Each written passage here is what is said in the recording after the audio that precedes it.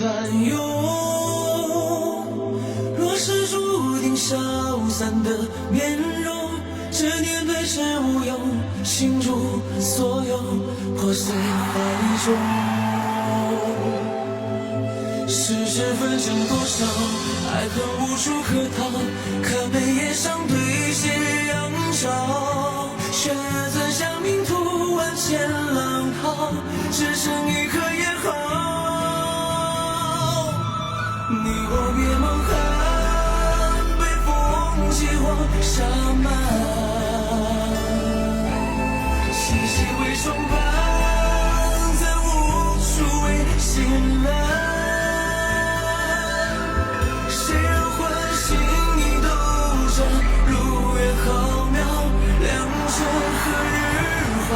Hello， 巴黎，大家晚上好，我是摩登兄弟刘宇宁，欢迎各位。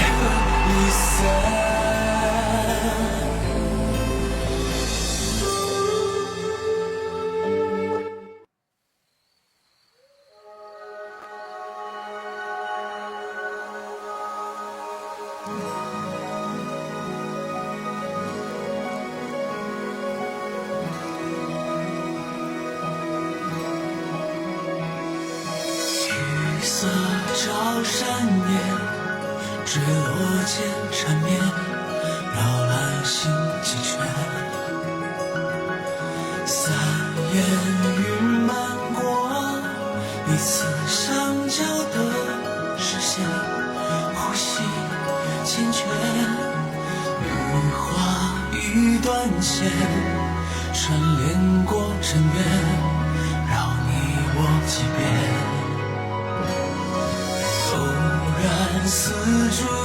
我问我冷不冷还行啊，今天不太冷，家里怎么能冷？家里都有暖气，不冷啊。只因是与你相见，一眼万年，是雨落流云渡风，碧水心泛起涟漪，不经你沉迷俗世情梦。感冒好了吗？没好利索啊，就是还是有一点脆脆的，还是有点脆脆的，就是感觉这么大小伙子就是很脆，嗯。如此可相识无声，抵过千年，此一世唯与你才算做成全。有朋友前2次直播都错过了，那这次不是没错过吗？多好啊！每一回眸你在身边，赏尽我于眼中眷恋，那冷却再浮现不变。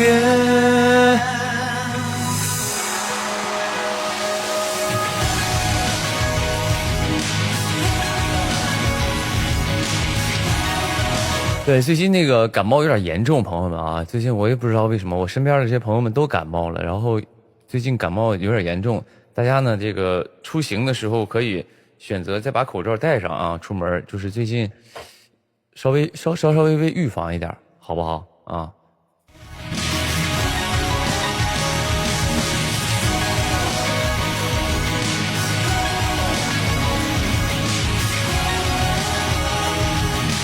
我怎么这么突然呢？我就是人和人相处，就是哪怕朋友也好家人也好，都得偶尔来点这个小小的惊喜，这样会这个让这个很有这个生活的一些乐趣啊。这不惊喜吗？这不是突然就是感觉突然这个出现了吗？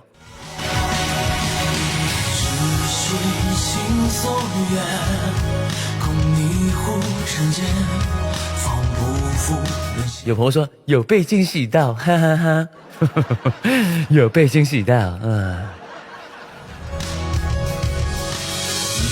如你坚决，执手只身伴着念，不问期限。有朋友说你这个太突然了，我都没准备小零食。为什么你说小零食，我突然想到了另外一个东西。就是小零食，就是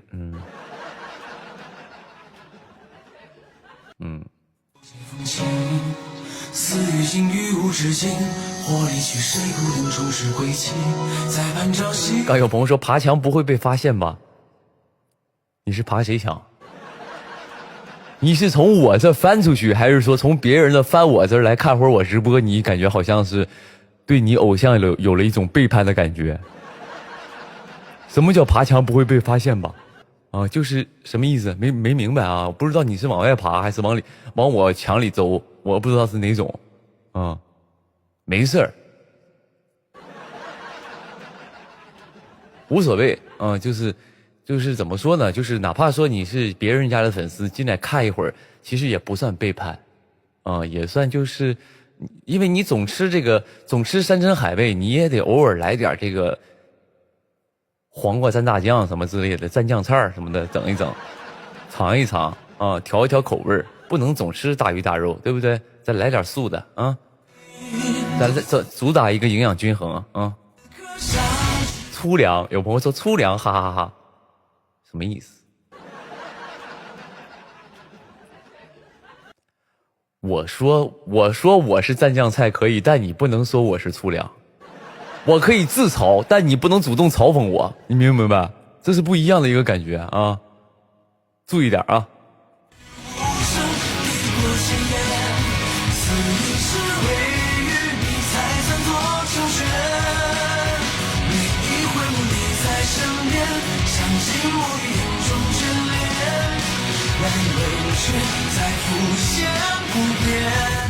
玉米碴死我！什么玩意儿？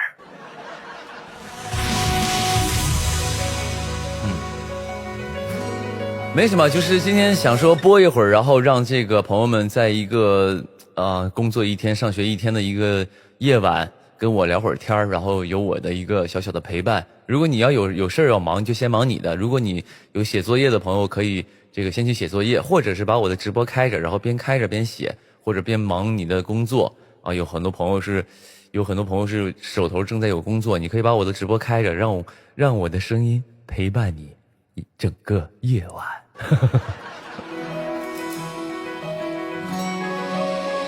可是今天是星期六哎，啊，真的吗？今天是星期六啊？哦，我都不太知道啊。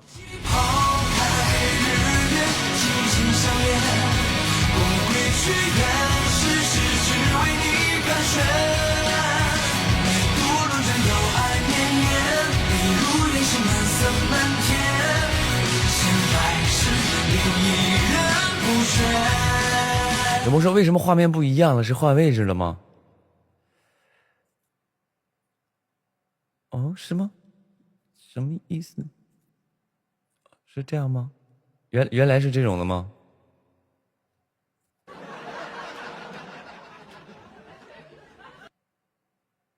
哦，是这样的，这样好了是吧？镜像了，刚才没事。那你们习惯这种的，咱就这种呗。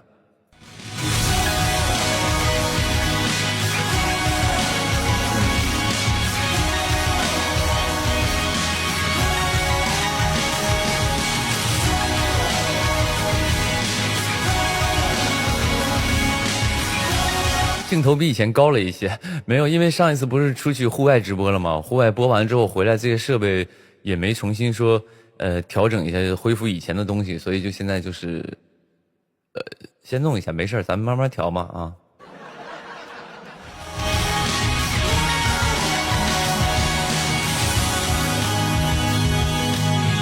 有朋友说喝的红酒吗？不怕醉吗？不是红酒，不是红酒。直播喝酒可还行啊！直播喝酒被人举报了再到时候啊！而且我酒量这么差，我再喝点酒，这胡说八道的可完了，对不对？对，千万得慎言谨行啊！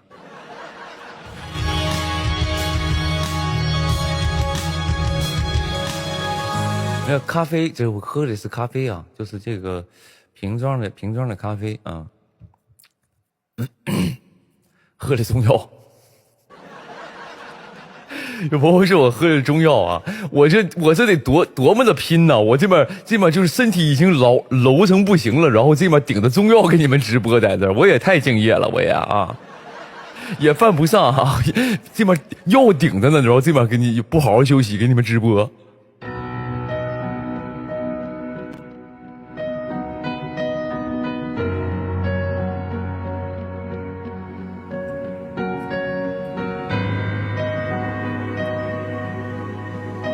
有朋友说五劳七伤，你不盼我点好，你是啊？我就感个冒，你是，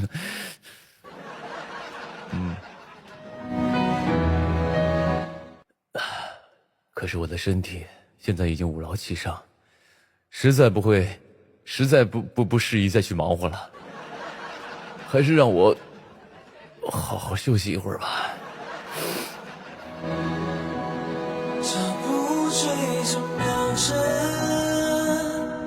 有朋友说老大来山东了，对，我昨天啊，也不是昨天，就是今天刚才从山东刚从山东回来啊，去了趟那个山东泰安，然后去录了一个那个央视跨年的那个晚会，然后刚从山东回来啊，在那边吃了点煎饼，吃了点山东煎饼啊，煎饼吃了挺好吃的啊。因为和我们丹东那边小的时候我吃那个煎饼味道一样，然后挺好的，就挺好吃的，就是我小时候吃的就是那个味儿啊。因为我祖籍是山东的朋友们啊，所以我们丹东很多人都是祖籍都是山东的，所以可能那个吃的那些东西的那个口味都差不多，其实啊。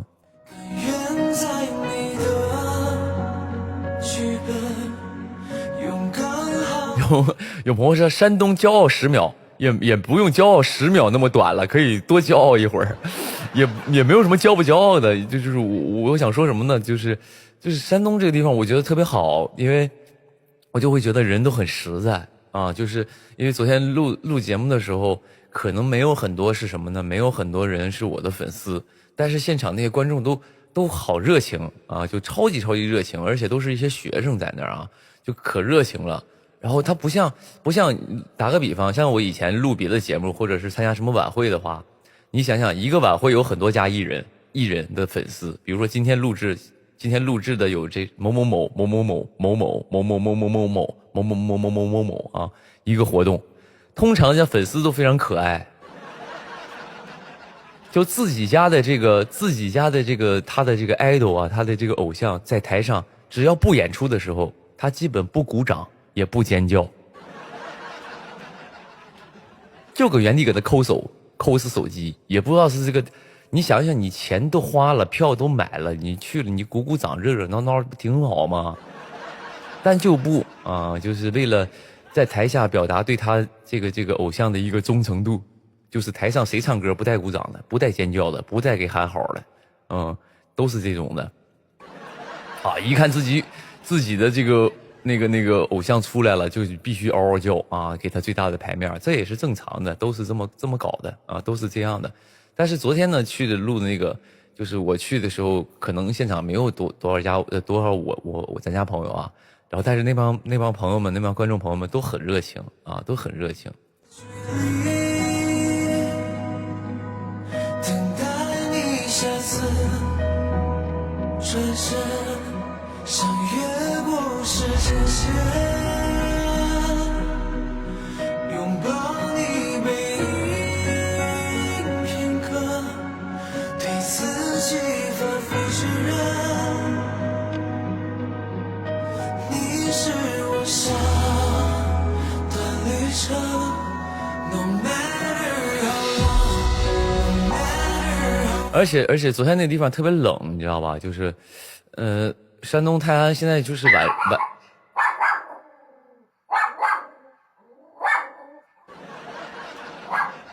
疯了，住口！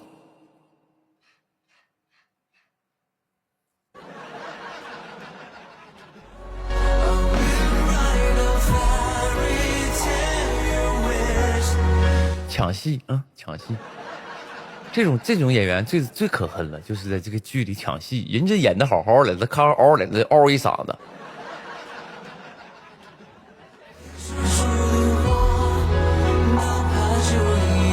讲到哪我给讲忘了，没有，所以那个天比较冷啊，走开，一会儿再让你出镜啊，现在没到你班呢，给我走开啊。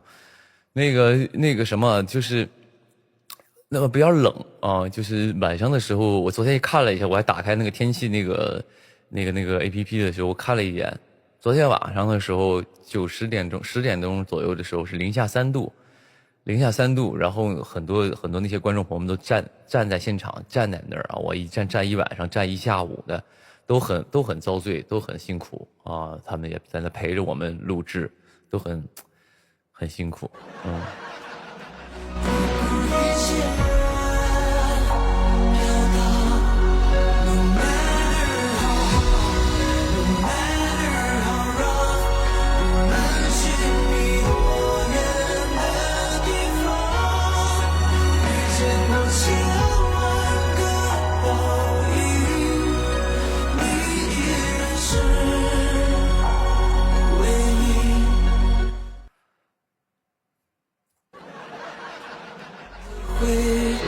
你穿什么样的羽绒服吗？没有，就是我昨天是穿了一个那种，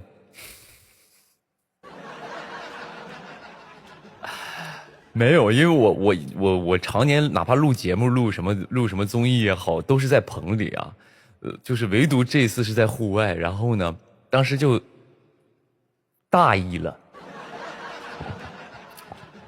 直接我寻思，毕竟是晚上要有估计我当时是估计现场会有一些粉丝嘛，对吧？也会有咱家朋友们可能知道我在那录节目，就到现场看嘛。我寻思稍微穿的就是帅气一点，直接就是把我那件就是那种长款那种大衣，你知道吧？就是因为我个高嘛，咱家朋友们总跟我说宁哥你穿大衣好看，你穿这种大衣就是韩范儿，就是这个那个的。当时我从家出门的时候，然后那个助理他们就说那边有点冷，要不多穿点，把羽绒服套上吧。我说不，你把我那个长款那个绒大衣给我穿上，帅气登场，咱们来个闪亮登场啊！直接就给我那件巴黎世家那件黑的大衣套上了，套上之后啊。等我晚上我一出酒店门的时候，直接一刹那给我降服了，就是直接打透了啊！那个什么，你别看那个什么羊毛狗毛的那个大衣没用，一出门直接就是打透。上车之后车上开空调都冷，这样开空调在上面就还没开始唱呢，在车上打哆嗦，在那已经就抽搐了，开始都已经。后来我们那个谁，那个节目组非常好，然后给我那个化妆师小 Q 给他拿了一件那个他们现场的衣服，然后小 Q 把他的那个羽绒服给我了，给我套上了啊，套上我感觉啊，还是冬天的时候，朋友们尽量还是穿羽绒服，穿棉服厚实一点啊，压风也保暖。你看那些就是韩国偶像剧里面那些欧巴。那些帅哥们都穿长款大衣过冬，那纯为了凹造型，他们冷不冷？谁冷谁知道啊！我跟你说，所以朋友们，冬天了尽量还是什么呢？还是穿羽绒服啊！后来就是用羽绒服抵过了一个彩排，后来就是强忍着把那个羽绒服脱了，把小西服穿上了，小西装一套啊，哐哐在台上就唱起来就还好一点，就是你唱起来之后。那个就是你就身体就没那么冷了，因为你可能你的精神集中在音乐当中，徜徉在音乐的海洋当中了，可能就忘却了寒冷这件事儿了。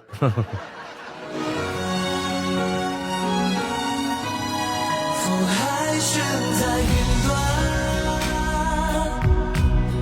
你的话还在耳畔，错过了勇敢，是否还能走得到彼岸 ？No matter how long, no matter how far, I will write a fairy tale you wish。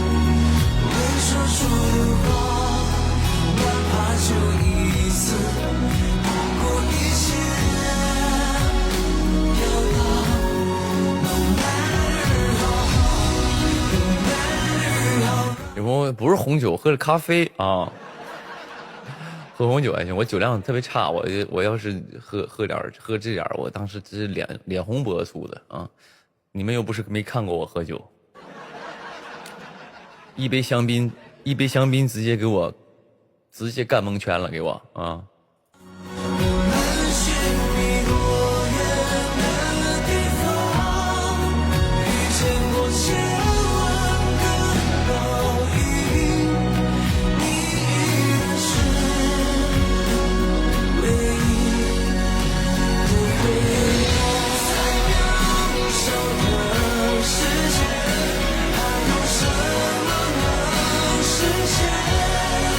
只能静静闭上双眼。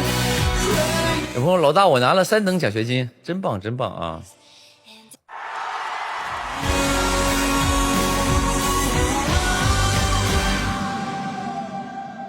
！No matter how long, no matter how far, I'll be right of every day you're with.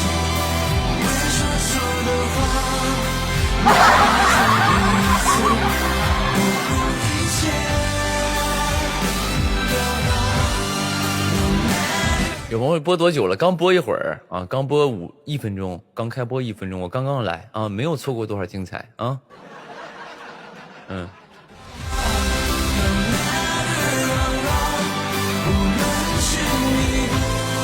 有朋友说明天今天考6级，预祝我过呗。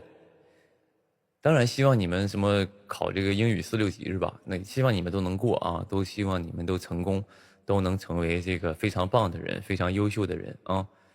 但是我这在这给你祈祷也没啥用。我的祈祷可能没什么用，但是希望你看完我这场直播能够一切都顺顺利利的啊。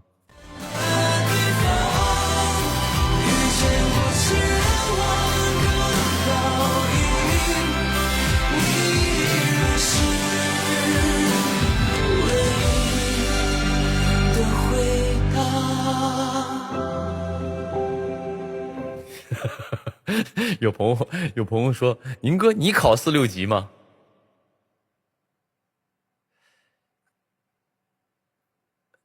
没有骂人，没有这么难听的吧？啊，你这骂人都不带脏字儿的。说宁哥，你考4、6级吗？我学厨师的，我职高了。你看哪个地方的这个职高考英语4、6级呀？我怎么不考雅思去呢？我职高，我学厨师了，我是啊。我考厨师4、6级，我3级烹调师，朋友们，我有证了啊！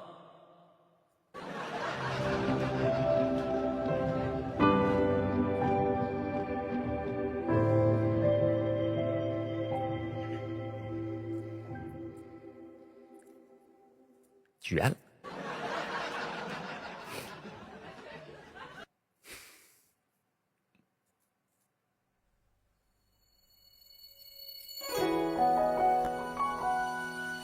有朋友说厨师不影响你考雅思，不是，就是咱是人是精力有限的嘛，你这面天天练切墩儿，那面怎么练英语啊？对吧？你人生的经历是要分开的，比如说你做了这件事，那件事你就很难完成嘛，对吧？你分过去的话，就会影响你的精力嘛。上学的时候我就不是学厨师好好学的嘛，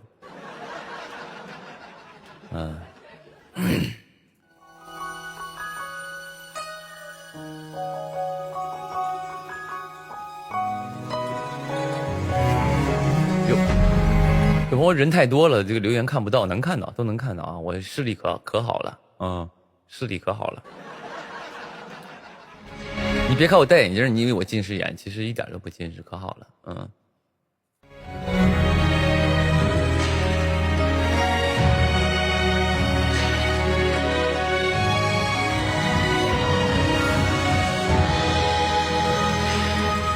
没有剧追了，最近是吧？我最近有没有什么 OST 上？哦，没有，没有剧追了，那就先可以把我以前演的剧稍微看2遍，啊，好不好？可以把我以前演的剧再刷个1遍2遍，好不好？啊，没有剧看了，那怎么办？反正最近没有人找我唱 OST， 我就暂时不给大家推荐什么好剧了啊。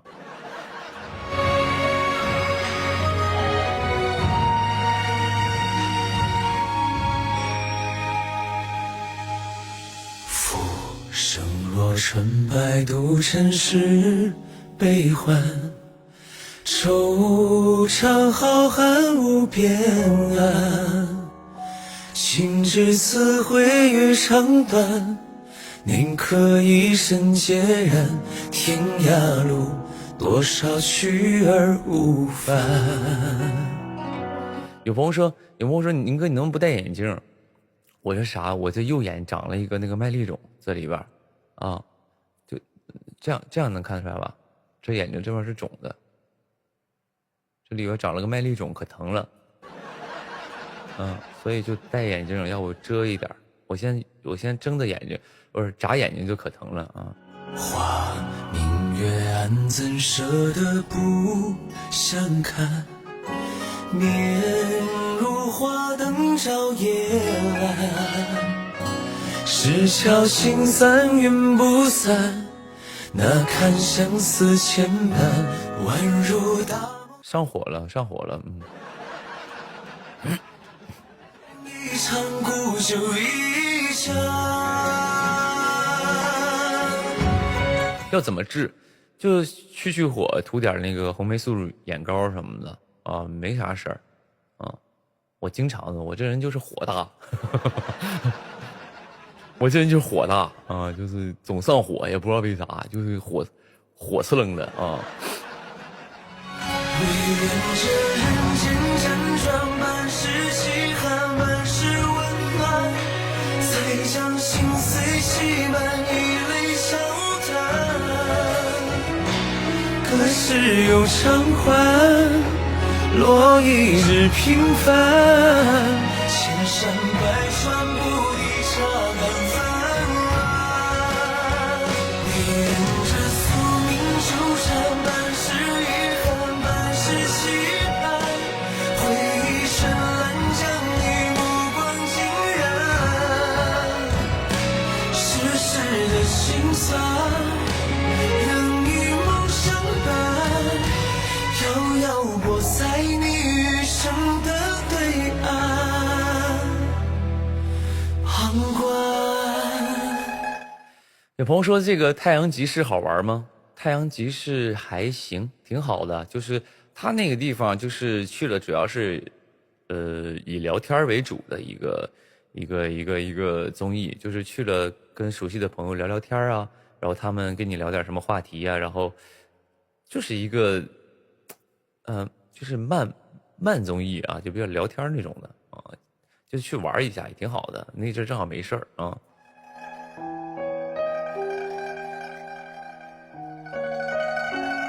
有朋友尖叫之夜有没有交点朋友？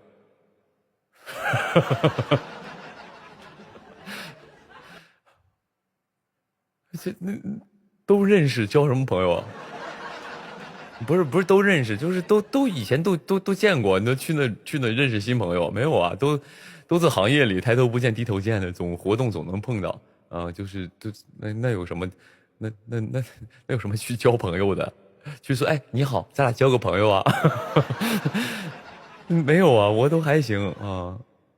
就是可能这么说吧，可能你们看那个尖叫之夜，可能很多朋友觉得就是哎都是明星啊什么的，但是我去了我就会很，也不是说我是明星或怎么样的啊，其实我觉得就是我在这个行业混了大概5年6年了吧啊，5年多了，然后我就觉得明星其实也都是普通人，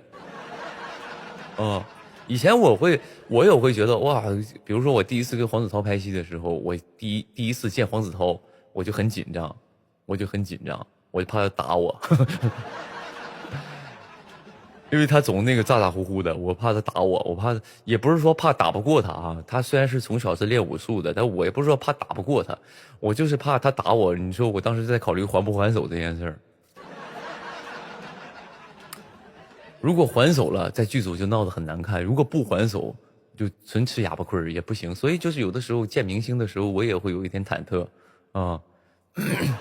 因为你们都知道黄子韬这个人就是整体就是很燃嘛，就是很那种就是那种亢奋，然后我就怕他打我啊，就是然后所以所以我第一次见明星的时候，我也会紧张，我也觉得，但是你随着年头长了，你见的也多了，你都见过了之后，我就觉得这都是普通人啊，也都都普通人嘛，那还有没有啥啊？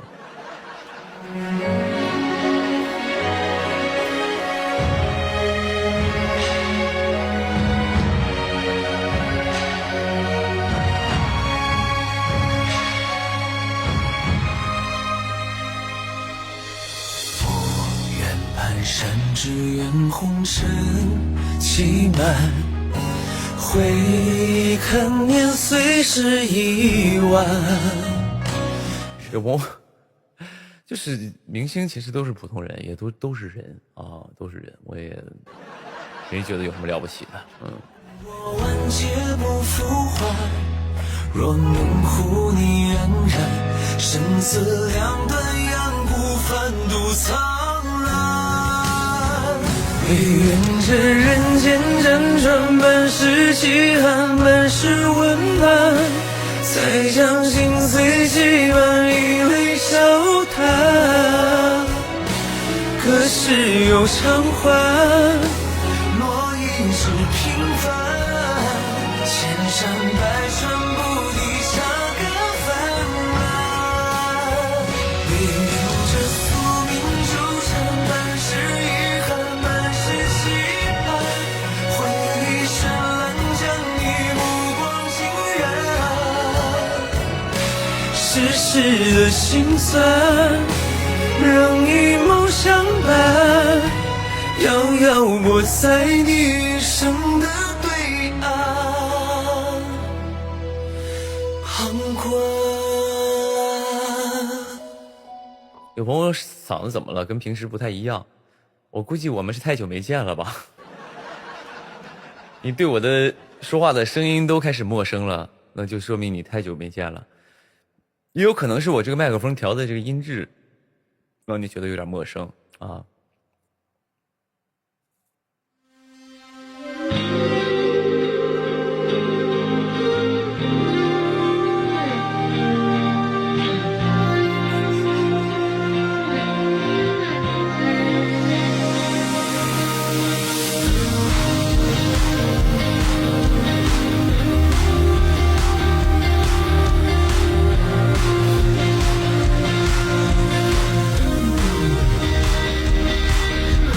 有朋友说：“老大，你为什么跟我穿一样的衣服？啥衣服？啥意思？就是这件衣服你也有，我跟你穿一样的是吗？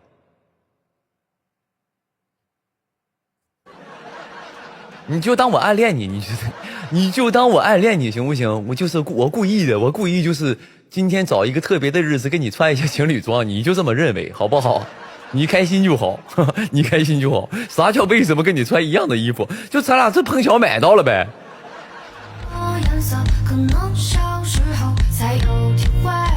这样子，我今天直播完了，我这件衣服我就直接就是在我微博抽奖送了，好不好？我尽量不跟你穿一样的，整得像我挺伤感的似的。我今天晚上我一会儿下了直播，我就开通一条微博进行一个抽奖，这件衣服送出去了，好不好？啊，让咱家朋友们跟你穿一样的衣服。你这家伙真的是。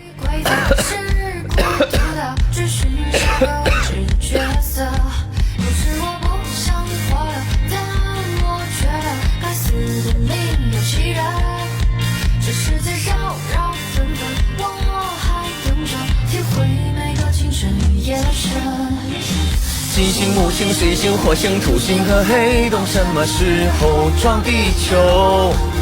把我厌恶的所有变成闪耀的火种，照亮一整个宇宙。小猫小狗坚定我的亲人和朋友，爱我，我爱的所有。等到世界毁灭了，我寻找你们的手。有我说以相信莫辜负，你真的是，你想想我这个衣服，比如说在微博抽奖送出去的话，你得到的概率得有多低啊？哪怕真的很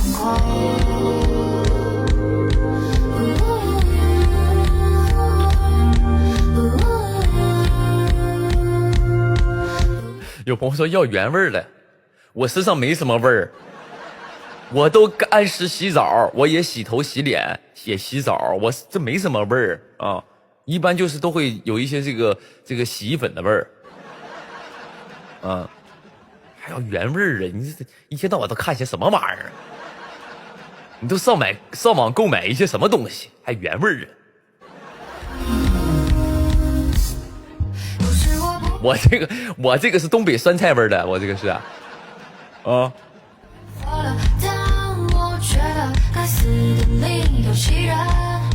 这世界扰扰纷纷，我还等着体会每个清晨与夜深。七星木星水星火星土星黑洞，什么时候撞地球？把我眼目的所有变成闪耀的光，去照亮一整个宇宙。我这是甘草杨梅味的，我身上。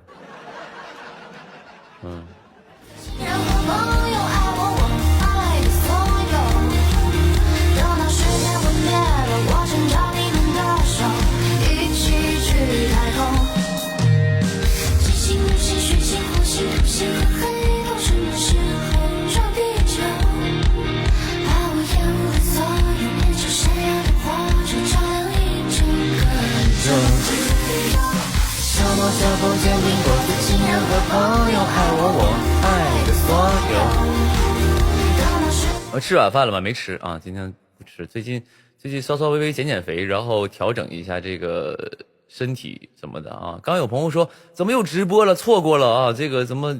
所以说此时此刻你还没有关注我微博的朋友，可以关注一下微博，到时候我一开播就提醒你了，好不好？关注一下，辛苦了，谢谢了啊。一起去太空，哪怕真的很快。有朋友说终极笔记里边你戴那个眼镜还能看清路吗？其实是看不清的啊，因为你可能我当时拍那个终极笔记的时候，你可能觉得就是怎么说呢？你可能觉得这个这个戴个墨镜演戏，其实那个墨镜都是经过特殊处理的，就是看起来是墨镜，但里边又贴了一层黑膜。但是我们又拍那种就是那个在那种地道里啊，在那种洞里啊，那里边灯光本来就暗，你基本在里边什么都看不清啊，那个超级累眼睛。你想看清东西，因为那个本身就黑，然后你在那个黑的环境里演戏，然后戴着墨镜，墨镜里边又加一层黑膜。它为什么加黑膜呢？就是怕那个通过因为有的时候拍摄能拍到眼睛嘛，他那个角色就是不能拍到眼睛，然后就是直接就是那个，有朋友说沉浸式黑瞎子，也不是，就是真的是很那个完全看不清东西啊，完全看不清东西。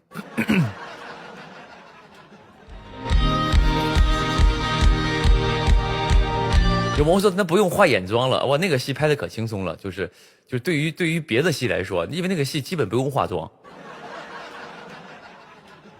那个戏基本不用化妆啊，就是打个稍微黄不拉几的一个底就行，然后直接眼镜一戴就开始拍啊，所以那基本不用化妆，包括那个天行健拍的时候也基本都就是拍那种戏就很轻松，不用化妆，不像现在就是你现在我跟你说朋友们，很多演员那个妆啊。上来就照4个小时，也不知道这4个小时要画啥。尤其古装戏，男的还好，我听说很多女演员都是一化妆画4个小时，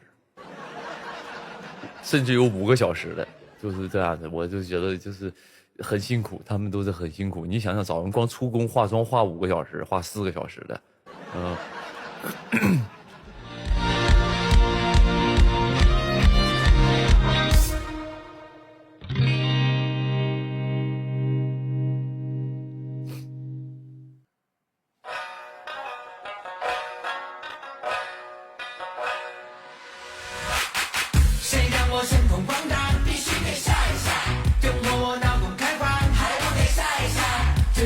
有朋友说老大把帽子去了，我凭什么听你的？你是我造型师啊？你告诉我把帽子去了，我真不是不是没洗头嘛，不是没洗头，就没造型嘛，我就戴个帽子扣一下，显得干净利索一点啊。怎么拍怎么帅，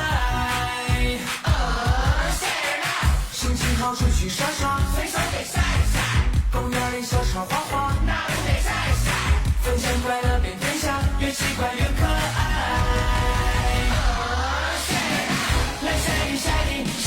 有朋友聊聊新的综艺行不？没有什么综艺啊。宁哥没活了，就是没宁哥没活了，就是没有什么综艺找我啊，就是比较在，就是现在不在家抠脚吗？在家，我这帮黑粉不就希望我天天搁家抠脚吗？这样式儿，抠脚，没活干了啊，没活干了，然后也没有什么综艺找我啊。最近就是年底了，晚会什么的比较多，然后比如这种晚会是比较多的，确实有点多了啊，就是比如江苏春晚呐、什么这种的，然后跨年呐、然后北京跨年这种，就是这种活动，这种活比较多啊，最近都在忙北京的活呢啊。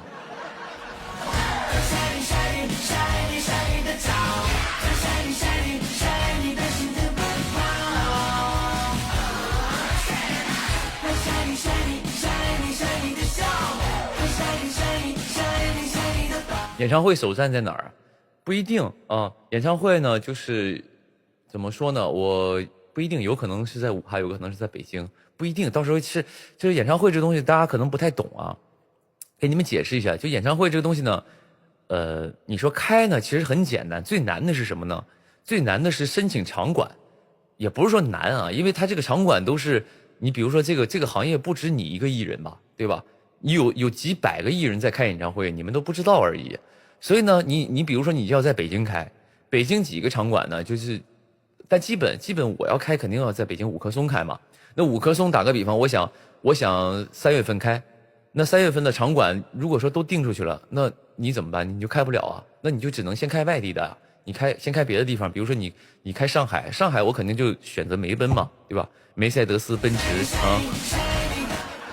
你上海你肯定选梅奔嘛，就是反正就是你想要哪个场馆嘛，你想要这个场馆，那如果什么呢？如果这个如果这个场馆被定出去了，那你就不能在这开啊，所以就是得排嘛，所以具体哪个场馆先开，哪个场馆后开还不一定啊，城市是不一定的，但这次基本就是比较主要的省会都会去的啊，这一轮会多开一点的，所以说朋友们不用担心说到时候买不到票，我就怕到时候票卖不出去啊。你们千万别给我造这种幻觉，就是宁哥啊，你开演唱会票肯定一扫而空，你别给我造这种幻觉，到时候我一开演唱会上座率1/10，去200个人给我开，那不我也难受，是不是？你们别给我造这种东西啊！也就是反正到时候咱们就是演唱会，怕抢不到也不至于了。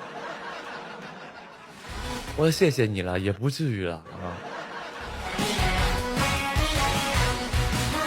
不要小瞧我们，不是小瞧你们啊，跟不是小瞧你们，我是小瞧我自己啊！人千万得心里有数，不能觉得自己好像就是很火。千万别把自己太当回事了啊！把自己当你自己，别人可以把你当回事，但你自己不能把你自己真当回事了，那纯纯是傻的了啊！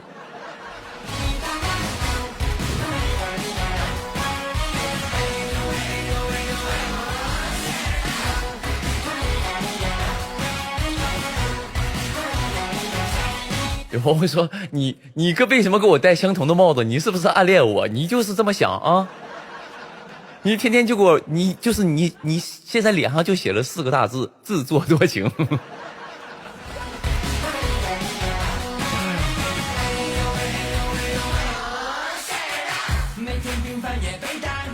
海外粉怎么买？海外粉能买吧？我不知道啊。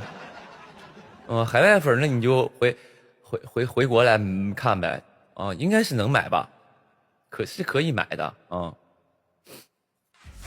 它是星空的天吗？海浪得晒晒，万物随我盛开吧，去绽放去多彩。有朋友真的能抢到票吗？就是打个比方，可能你想去的那一站，比如说北京，那肯定是很多人就是来北京比较方便嘛。比如说我搞一个西安，它可能就稍微的这个远一点，那可能西安呢就票就会就是没有那么的受欢迎嘛，不是没那么受欢迎啊。我说的意思就是，可能大家觉得，哎，那我西安离我有点远，我是在这面，然后那下次到浙江这边我再看呗。所以说你总能抢到票的，只是说有没有能抢到就是离你近的城市嘛，对吧？就这么简单，哦。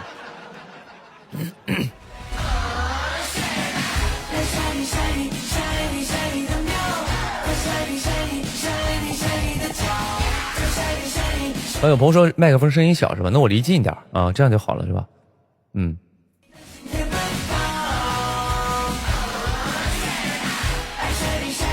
然后北京，就有朋友说北京人多，能开2场吗？我预计是北京开2场的啊，北京应该是开2场，然后武汉应该是2场，就是我要还1场，要还1场武汉的嘛，当时票已经卖出去了，但是演唱会没开，嗯。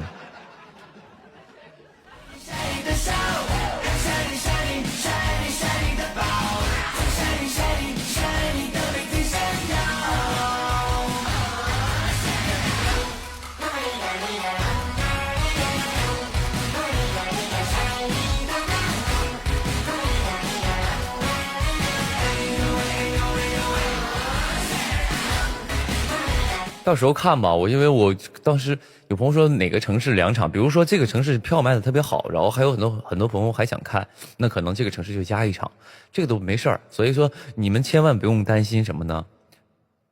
你不是不用担心啊，是你们别给我搞得像刘宇宁，你那个演唱会票一票难求啊！你的演唱会一票难求，抢不到，根本抢不到，那谁来看呢？你们都抢不到，我粉丝都抢不到，谁来看？能抢到肯定都有的啊！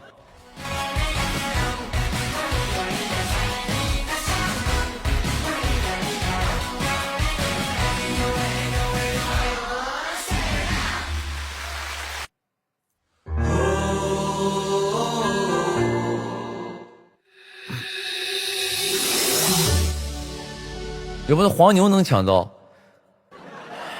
黄牛抢不过黄牛，你们就别买黄牛，让黄牛把这个钱把这个票砸手里。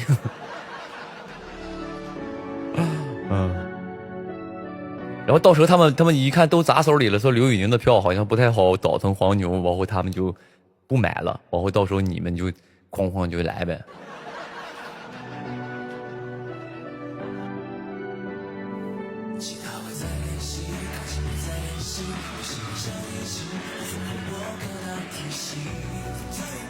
有朋友说，我们主要是怕你这个什么呢？怕你演唱会没人，然后你宁哥你难过，这是替我着想的。说怕我演唱会没人来看，怕我难过，所以你来是吧？第一呢，我谢谢你可怜我啊，我谢谢你照顾我的情绪。第二，你能不能别这么打消我的士气？我都说了，我可以谦虚，但你不能就是你自己给自己就是搞得好像硬来捧场似的，就是那种他那种感觉像什么？朋友们，就是那种啊，行吧，我们去看，我们看都是为了你，我告诉你，我们看都是为了你，我们怕你，主要怕你这个没人，然后到时候你在台上哭。嗯，我谢谢你，我谢谢你。这不来我肯定会哭的，我肯定会难过的。他说的也是实话，我肯定会难过的啊。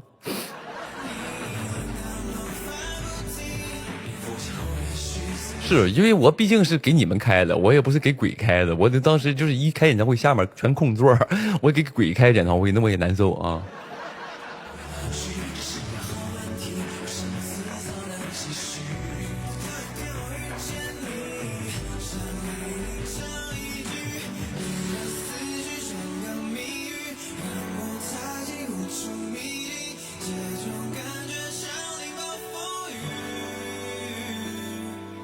我把情绪写成日记。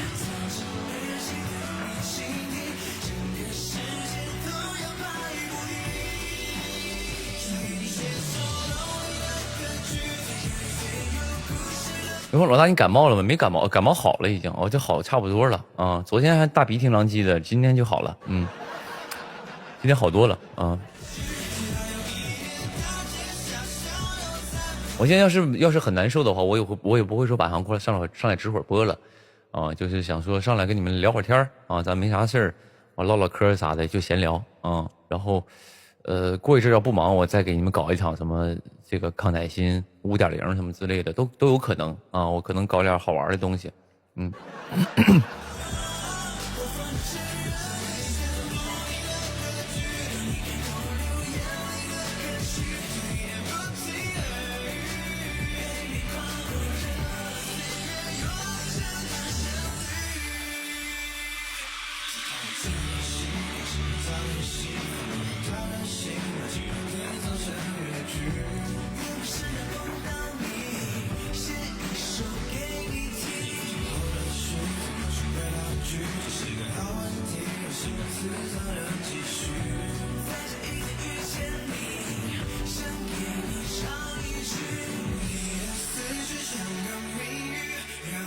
有朋友说这个帽子不如猫猫那个帽子好看是吧？就是头上有猫那个，我不能每次都弄一样的造型啊，不是偶尔给你们新鲜感吗？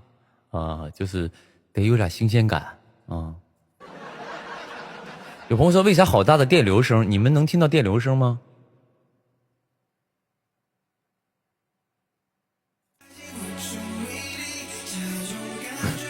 我看2个人说了有电流声。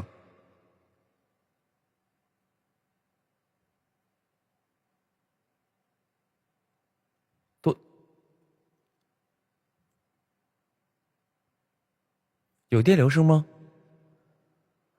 没有吧？这个朋友，你注意一点，是不是你那个电话漏电了？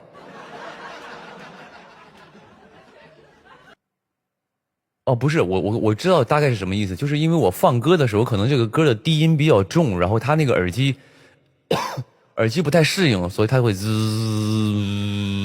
有这个声音，有可能是你们耳机就是要不就是第一是我刚刚说那个可能就是我一放歌的时候就会有一点那个滋啦滋啦那个声音，因为它这个歌的可能低音比较重。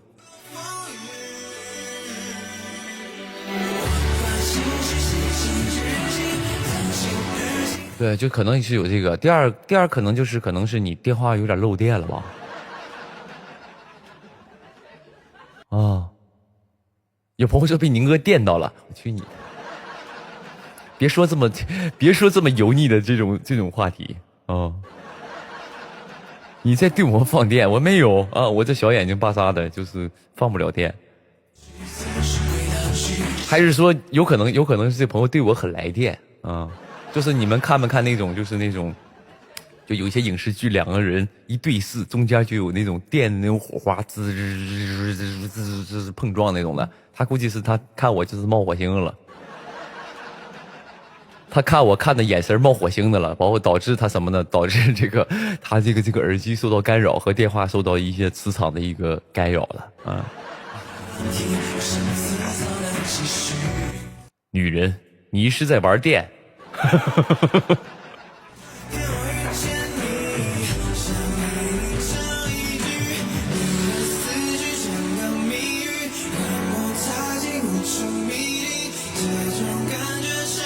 你看刚刚的朋友说的很好啊，说你看我漏电都来参加你的直播，我当时就当时就称赞过朋友们，很多朋友有很多新的朋友，比如说第一次看我直播的朋友，上次有个朋友就说很荣幸第一次参加你的直播，就是你知道吗？就是正常人都会说啊，我第一次看你直播，或者我第一次这个碰到你直播，但是他用了2个字叫做参加，就很有仪式感，有没有？哎，就好像我这是一个盛大的一个 party 啊，一个非常大的 party， 他来这个参加，他也是这个活动当中的一员，而不是说他作为旁观者小膀一抱啊，看直播啊，他不是人是来参加的，就是满满的仪式感，很隆重，真的不错。也感谢今天所有参加我直播的这些朋友们啊。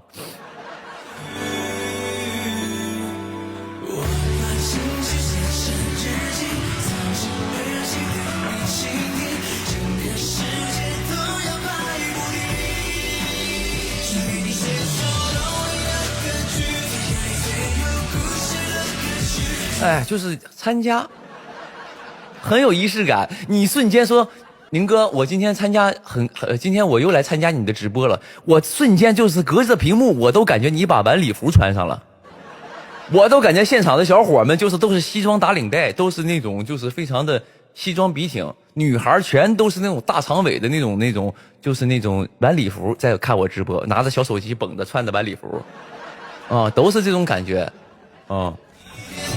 但是你说宁哥，我今天又来看你直播了，好像就是你在那一看那个画面，就是你在床上穿了一条睡衣，嗑着瓜子儿，然后这面就是那个穿了一个就是那种棉的那种秋裤，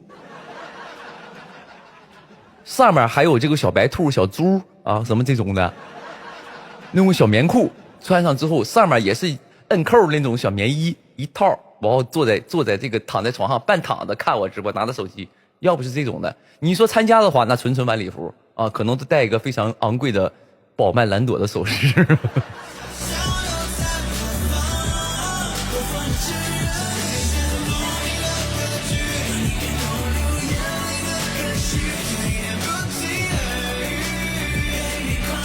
有你在我家安监控了吗？没有，我一想象就那小画面啊。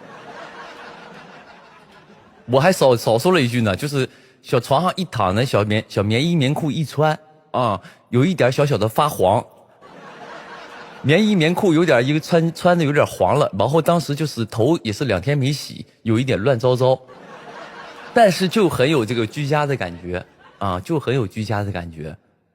有朋友说那倒没有，没黄是吧？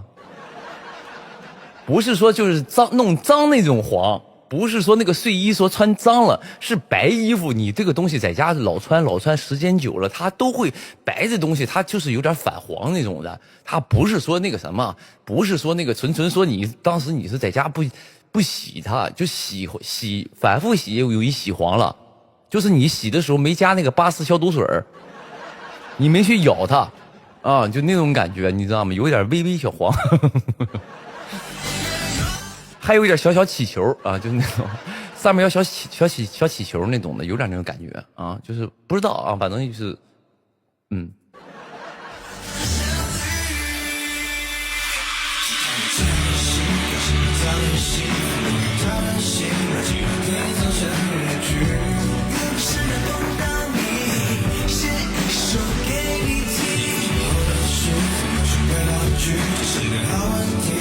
有朋友说那是因为我们应援色是黄色。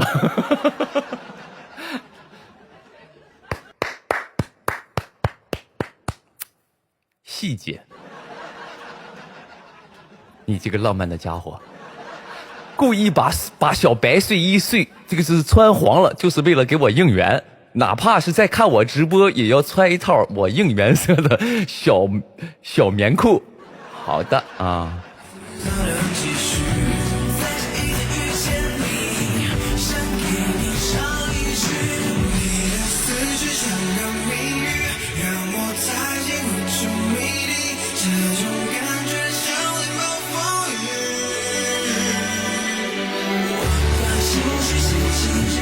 这纯铁粉啊，纯铁粉。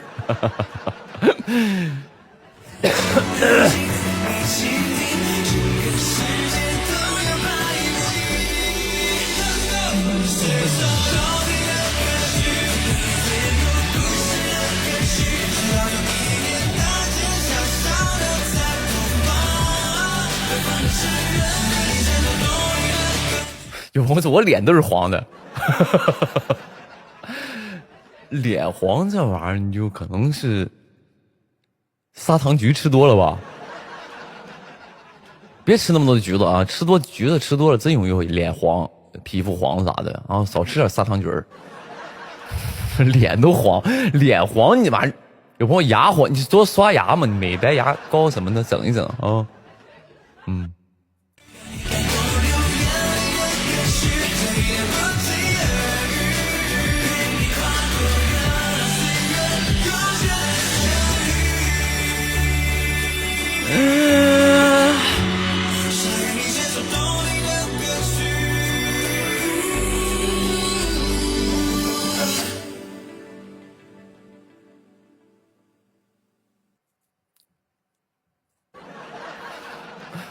我小黄人行吧，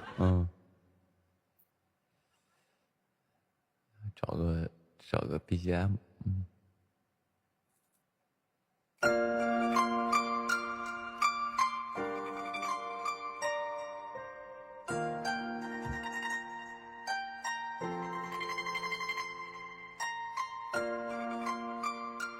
有朋友说老大翻我一下，给我一点减肥的动力啊！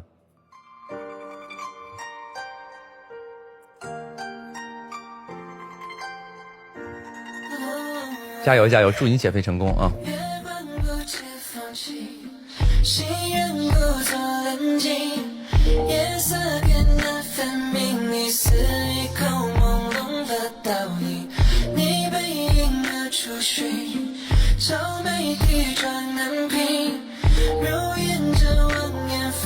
随风乱了去，大人在这里守候，要攀那层楼，琵琶声慢慢悠悠，指尖留不住温柔。你若弹起无人听，点得烛火为谁明？只可惜落花流水无情。有人在轻轻圆着墙，人就像夜未央，梨花自然带着雨，数点红如白茫茫，船儿轻轻圆着花，摇曳香水正凉，飘飘荡荡似一叶无常。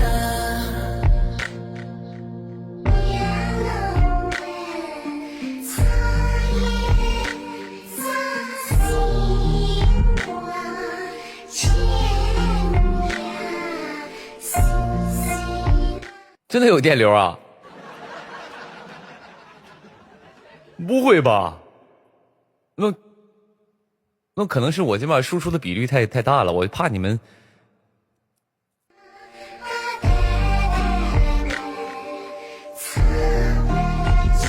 那可能是有的电话那个喇叭可能不太适应这个音乐，没事儿，这很正常啊，这很正常。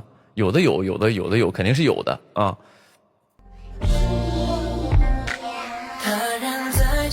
守候，隔江遥盼那城楼，琵琶声慢慢摇摇，指尖留不住温柔。你若弹起无人听，点得烛火为谁明？只可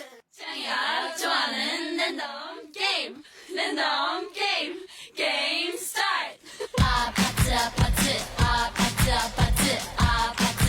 有朋友刚刚说那个歌太老了，换个新歌，就换个稍微新一点的。我刚刚去看了一眼这个飙升榜，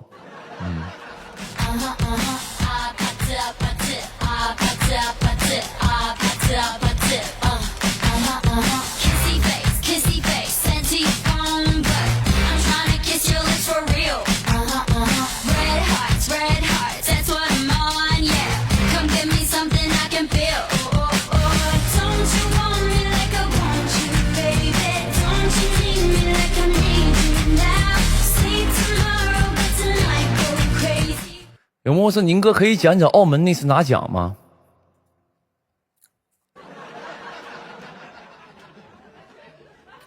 澳门拿就是你说尖叫之夜是吗？就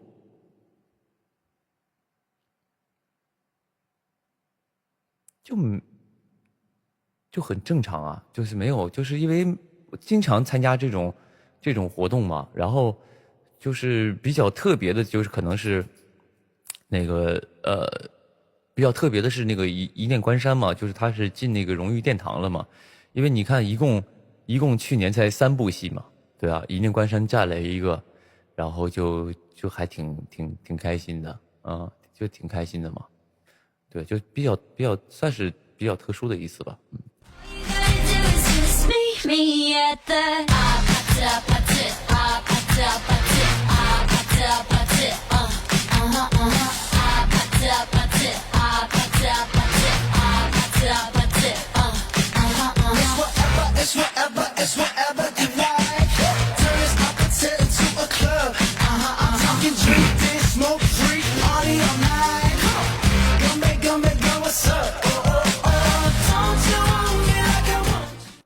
然后桌上有什么吃的？桌上就有一些什么鸡爪子什么玩意儿的，有一些鸡爪子小零食，什么那种就是那种那个什么梅肉啊什么这种的，就是一些果脯什么的这种东西，果脯这种东西，反正吃挺乐呵吧，我就吃了点啊。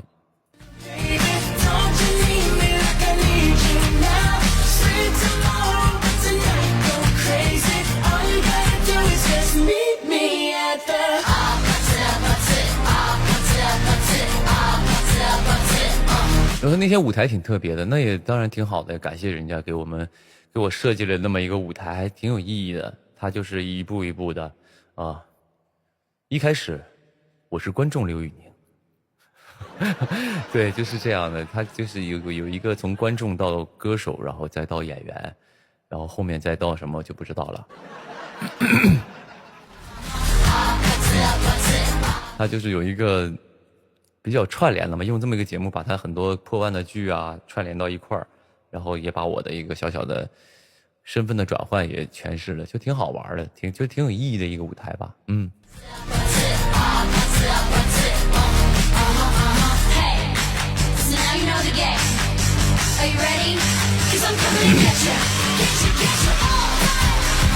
朋友，今天你不带串吗？我今天本来想带了，后来我刚才比较着急开播，然后我就有点忘了，我就忘拿了啊。行，我去弄一下吧，我正好去趟卫生间去，朋友们啊，你们等我一下，我放个 VCR 好不好？我整一个 VCR， 你们等我一下。嗯。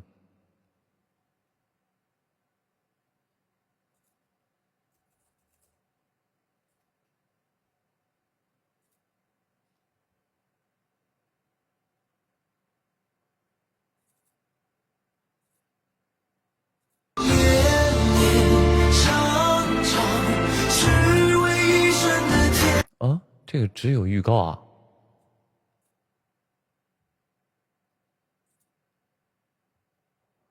哈，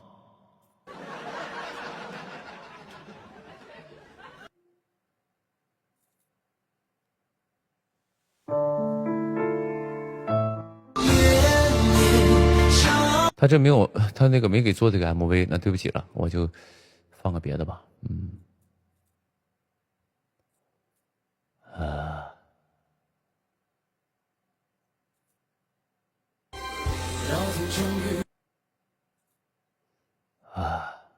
放个这个吧。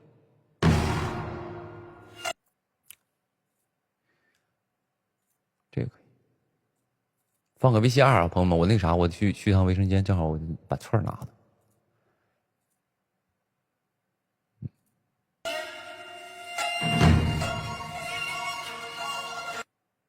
切换到蓝光。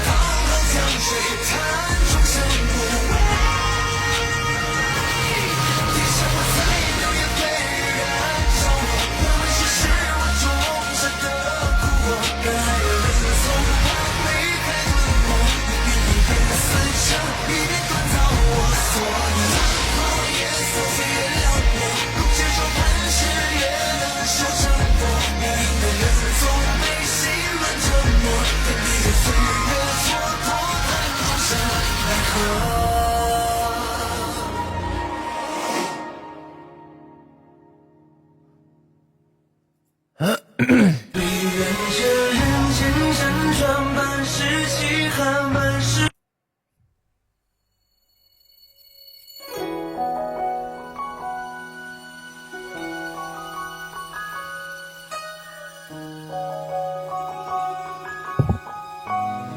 回来啊！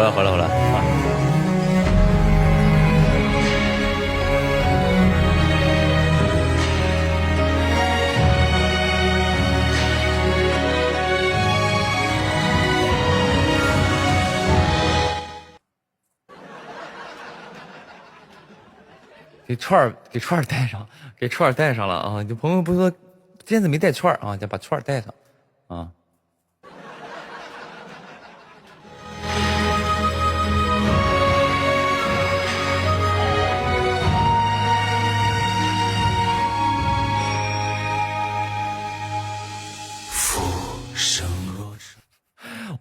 我之前不是去活动那个什么嘛，我那个去那个是盘串嘛，然后我就看有人发，就说刘宇宁怎么那么做作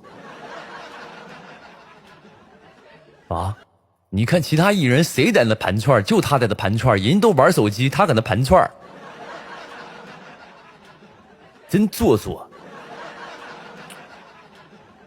爱好嘛，就是，但是我觉得盘串吧，起码就是比那个玩手机稍微好一点，我觉得稍微啊，从感官上啊，不能说人家玩手机就行，然后我盘串，我就在这手，我也没干啥，我也没在这相声，我也没在这相声，没这么夸张，我就在这自己手里给他摆动了，你解压啥的啊，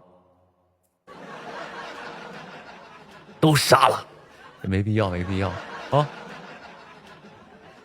各位小杀手们，那个稍微就是控制一下情绪啊，别那么燃，你怎么跟黄子韬似的？Call me， 我去干死他！谁家暴你，我去干他 ！OK？ 不行，这是错的，因为这是法治社会，我们要用法律的手段让他得到制裁。下一个问题。惆怅浩瀚无边啊，心之死灰与长伴，宁可一生孑然。天涯路，多少去而无返。花明月暗，怎舍得不相看？怎么能倒背如流？模仿嘛，就是人都是，反正我觉得好的演员就是好，不是也不能这么说啊，算了。其实很多学很多东西都是从模仿开始的嘛，对吧？比如说唱歌最开始你也是模仿别人唱嘛，也不能说就是模仿别人的音色或者什么，你就学的别人怎么唱，你要学嘛。其实跟你上学一样，你老师教你如何解题，你就如何解，你不也是模仿你老师的方式去解题吗？对吧？那一个是自学，一个是有人教你。那无论歌手也好，演员也好，我觉得开始都是模仿啊，你有一个，就是你看别人怎么弄嘛，对吧？包括练台词也是，都是要模仿，从模仿开始嘛。如花灯照夜阑，时常心酸云不散。那堪相思牵绊，宛如大梦一场，古酒一场。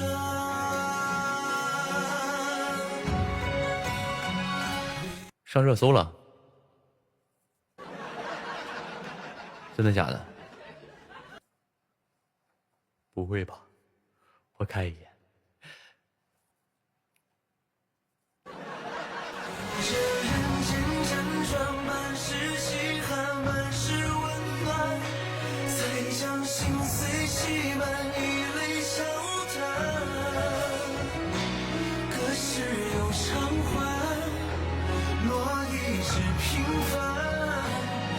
山百川不抵茶难翻啊，为人这宿命纠缠，半是遗憾，半是期盼。回忆绚烂，将你目光惊染。世事上了热搜20，我看现在有那个有一个热搜那个微博有一个功能叫做微博质搜为你生成。AI 这面写了什么呢？写的是这个什么呢？说刘宇宁近日宣布参加多个活动，其中包括江苏卫视的跨年演唱会和太阳集市公益活动。他将在跨年演唱会上带来精彩表演，并在太阳集市活动中参与文化交流和慈善项目。此外，刘宇宁也在个人直播间里分享了自己准备情况和对未来的展望。哇，说的这么好啊！然后呢，这面大众下面我还有很多我就不读了啊。后面有个大众看法，喜欢11%，就是我的直播有11%的人喜欢11%。刘宇宁的直播不仅提供了高质量的音乐表演，还有丰富的互动内容，让粉丝感受到了温暖和陪伴。许多粉丝表示，每次直播都能从中获得乐趣和动力。刘宇宁的魅力在于他的真实和亲切。平和的是28%啊。刘宇宁的直播被视为一种精神慰藉，帮助人们在忙碌和压力中找到片刻宁静。许多观众表示，在观看直播的过程中，心情变得平静，仿佛找到心灵的港湾。刘宇宁的直播风格轻松愉快，让人感觉舒适。咱们你现在就是朋友们，我现在属于你们心灵的港湾了呗？是不是？现在属于我叫刘港湾。我现在属于你们的港湾了啊，可以。然后呢，开心是38%。刘宇宁的直播充满了欢笑和快乐，无论是他的幽默风趣的语言，还是精彩的音乐表演，都让粉丝们感到非常开心。许多粉丝表示，每次直播结束后，心情都非常愉悦，期待下次直播的到来。但是你看啊，开心是38%，平和28%，喜欢11%，期待11%，疑惑10%是什么玩意儿？还有2%的悲伤。我看看深度分析这个悲伤是怎么回事来。谁悲伤？我问你，我直播谁悲伤？是看不惯我的那帮人悲伤了吗？当时啊，你听没听过一句话叫做少壮不努力，老大图悲伤？你是老大是不是？你是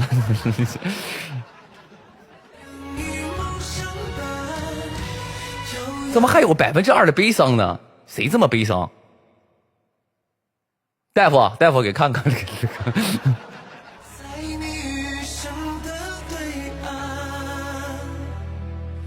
航管，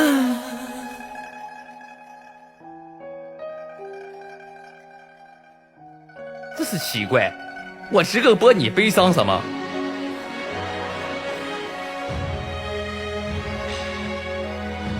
有朋友说下播就悲伤，我还没下播呢，你预知悲伤。有朋友说老大你为什么不看镜头？我看镜头我就看不了打字，你们打字，我主要是我得看你们的这个互动啊，直播不就是一个互动嘛，我得看你们打的字。很多朋友在，如果我看镜头的话，这镜头是个圈儿，你又不是没拍过照，我看圈儿怎么能看到你们打字呢？啊！有朋友说4、6级没考好的悲伤，也不至于，这次没考好，下次再接再厉嘛。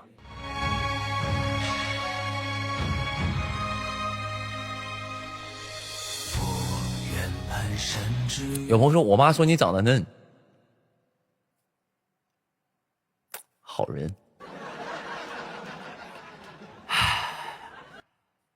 阿姨肯定长得可漂亮了，因为她心灵很美。红尘凄满，回看年岁是一晚，任我万劫不复还。若能护你安然，生死两端，仰不翻渡苍澜。唯愿这人间。我室友说你好帅。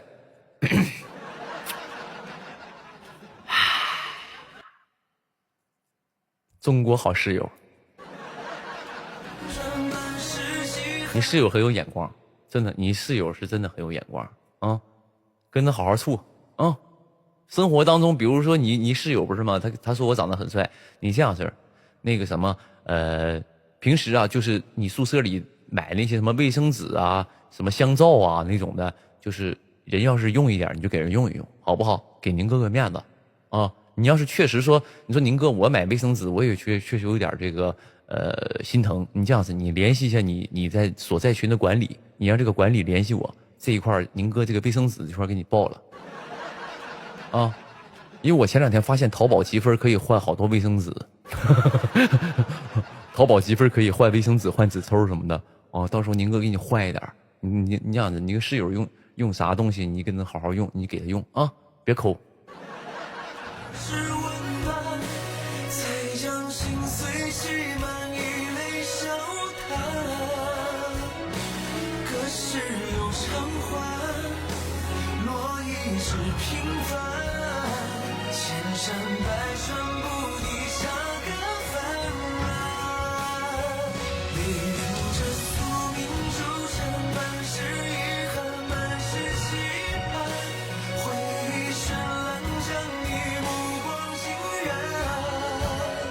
我说我儿子说要长得跟你一样高，可以的，可以的，啊，没事儿，就是你告诉他好好吃饭啊，好好吃饭，然后多多锻炼身体，就会长得跟这个你宁叔叔一样高，嗯。世事的心酸，让与梦相伴，遥遥过在你余生的对岸。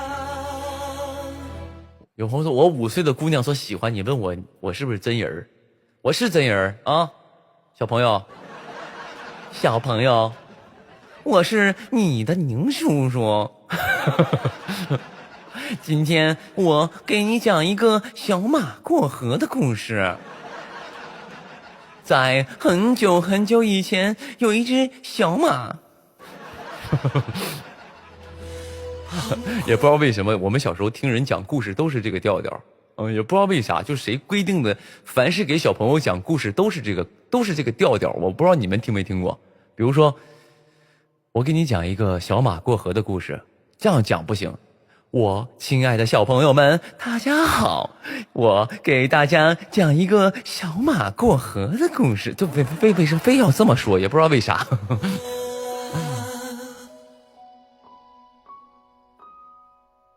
有一天，有一只小马，就总得赖赖唧唧的，也不知道为啥。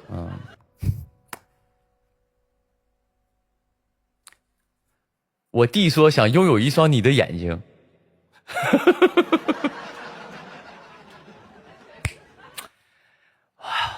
我跟你说，你弟要是现实当中见到我，我跟你讲，我俩要是见到面了，我能跟他纯处哥们儿。我纯跟他处成铁子，真的，你弟这个眼光，想要一双刘宇宁的眼睛，你如果是这样的话，我跟你弟纯能处哥们儿啊！有机会咱们一块儿就吃饭啥的啊，纯哥们儿。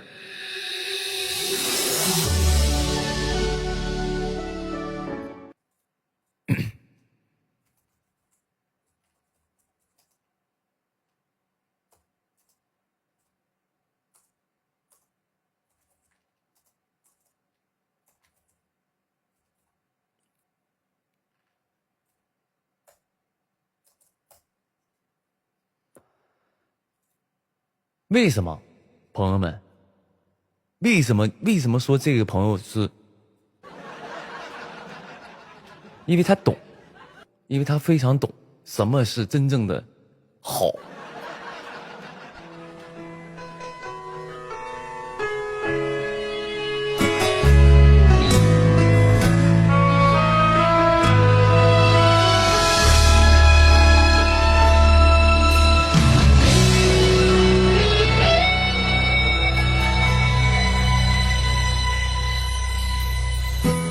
我有一双会说话的眼睛，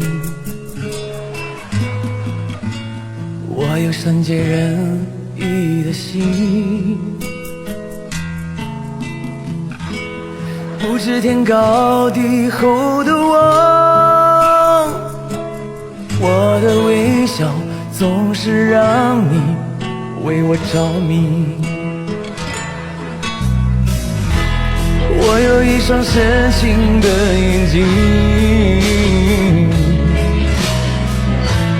我有融化冰雪的魔力，从来不敢奢求的我，你的美丽总是让我活不过去。什么原因？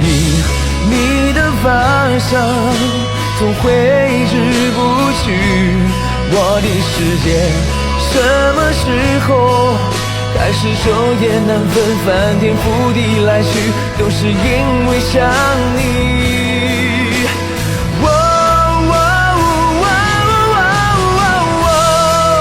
偷偷地爱上你，却不敢告诉你，因为我知道我给不了你要的东西，只能偷偷地想你，只能偷偷看着你，总是没勇气，总说不出我是真的爱上你。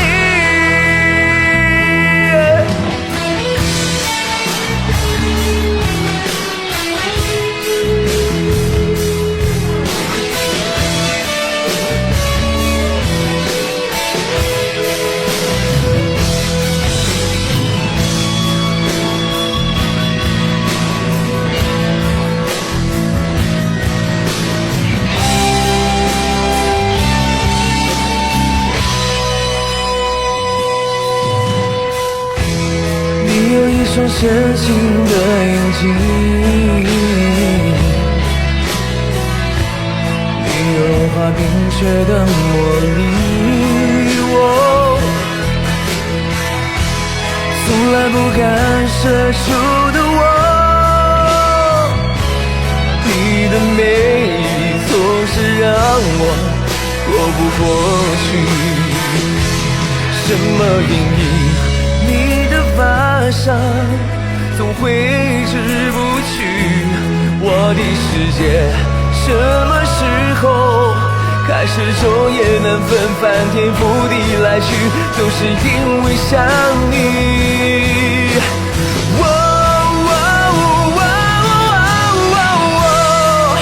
偷偷地爱上你，却不敢告诉你，因为我知道我给不了你要的东西，只能偷偷地想你，只能偷偷看着你，总是没勇气，总说不出我是真的爱上你。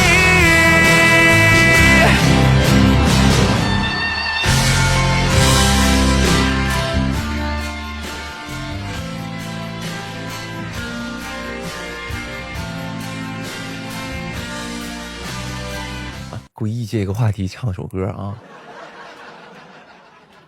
因为我觉得此时此刻应该来一首了，所以就故意借这么话题整一首歌啊，就是纯梗啊，朋友们，纯节目效果啊，听个乐呵。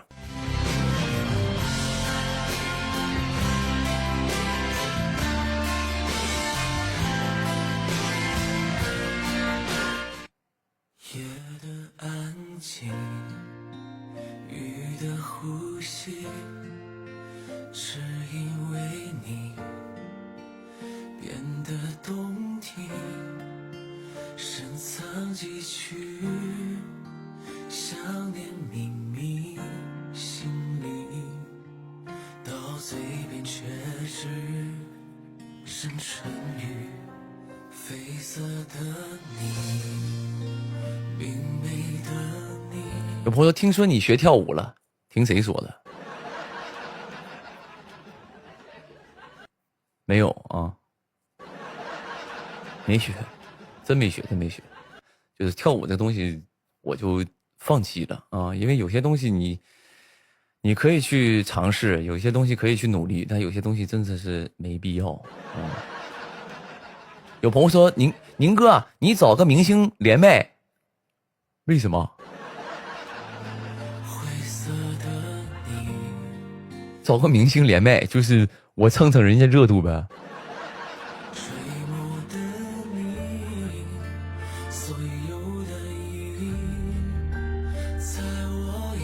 有朋友说为什么？因为昨天有人说你扭的不错。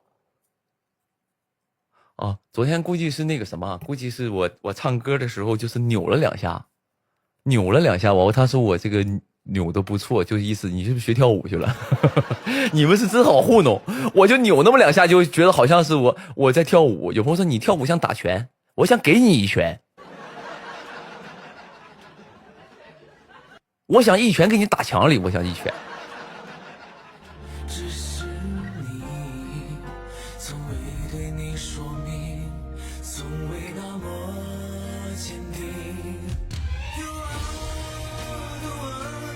我会螳螂拳，你知道吗？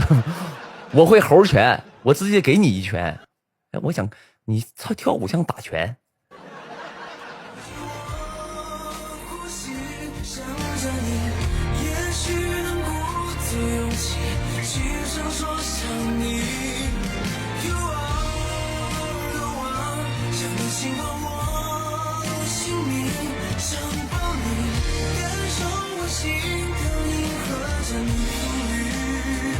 然后开推3有没有啊？开推3应该是有啊。现在因为我好早，应该很早之前就在聊我们的时间了，就是因为约这些艺人的时间嘛。然后那个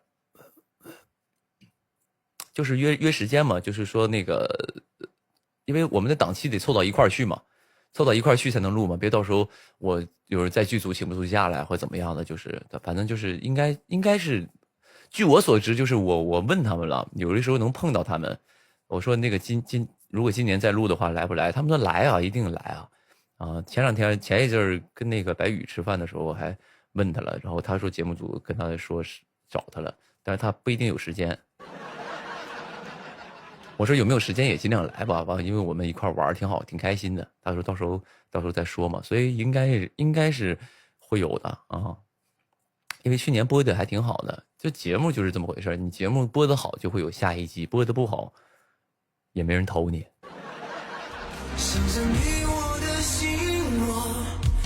你想想音乐原计划这个节目啊，音乐原计划这个节目我第一次听是3、4年前了。3、4年前江苏卫视那个江导就说宁儿，我后面要搞个节目。我说啥节目？他说那个原创音乐的节目啊，我说行啊，原创音乐好啊，咱这必须要为这个华语乐坛做一点贡献，也不是说为华语乐坛做点贡献了，就是说想说，就是你整一点啊，整挺好的啊，整可以整啊，结果一干的知道4年后了，终于开起来了啊，终于开起来了，就是因为现在节目都不好看，现在节目都不好招商比较难，没有，因为现在这个广告商吧也没钱。他们也挺困难，有大部分的广告商都没啥钱了，都挺困难，然后就没人投节目了啊。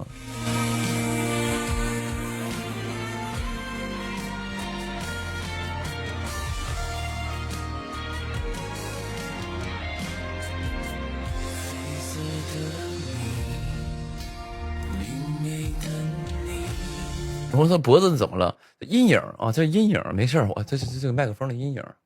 哦，没事，不用管这个啊！你我中毒了。哦，你说这个是吧？这阴影没事，这是灯打的一些光的阴影，我不用在意这个东西。灰色的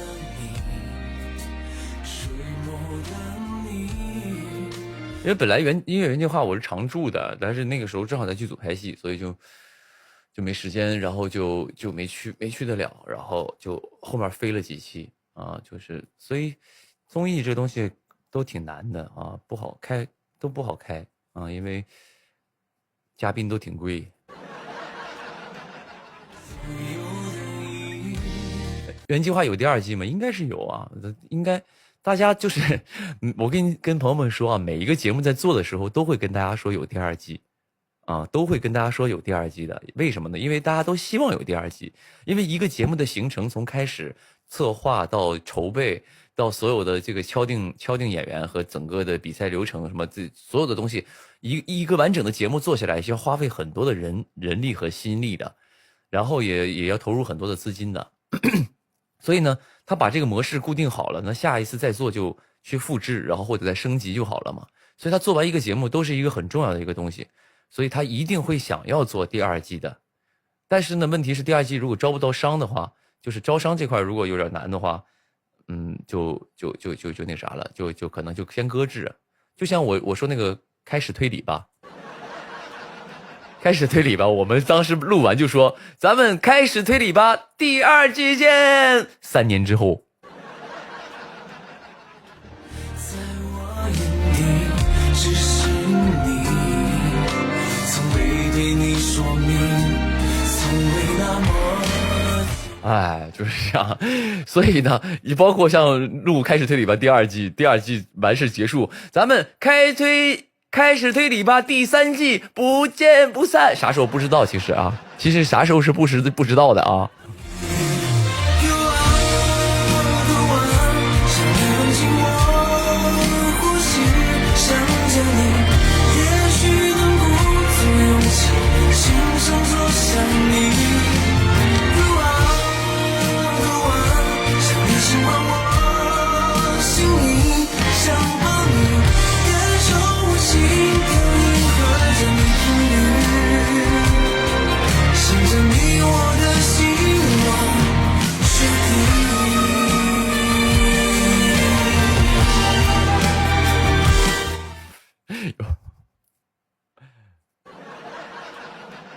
有珠帘玉幕有没有第二季？有可能有吧，但是我不演，因为我已经嘎了啊，我已经中毒太深，我已经嘎了啊。有可能是有，但不是我演啊。那我就不知道了，因为我有应该我演，我不是我演，因为我已经消失了啊。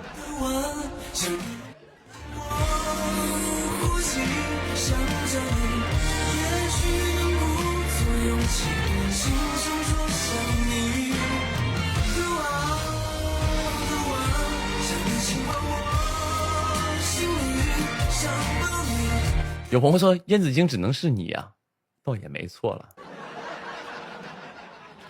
我觉得每一个角色，我演的每一个角色，我都会觉得那就是我啊，所以他也，我这说话真的是，他也就是这个燕子京也只能是我啊。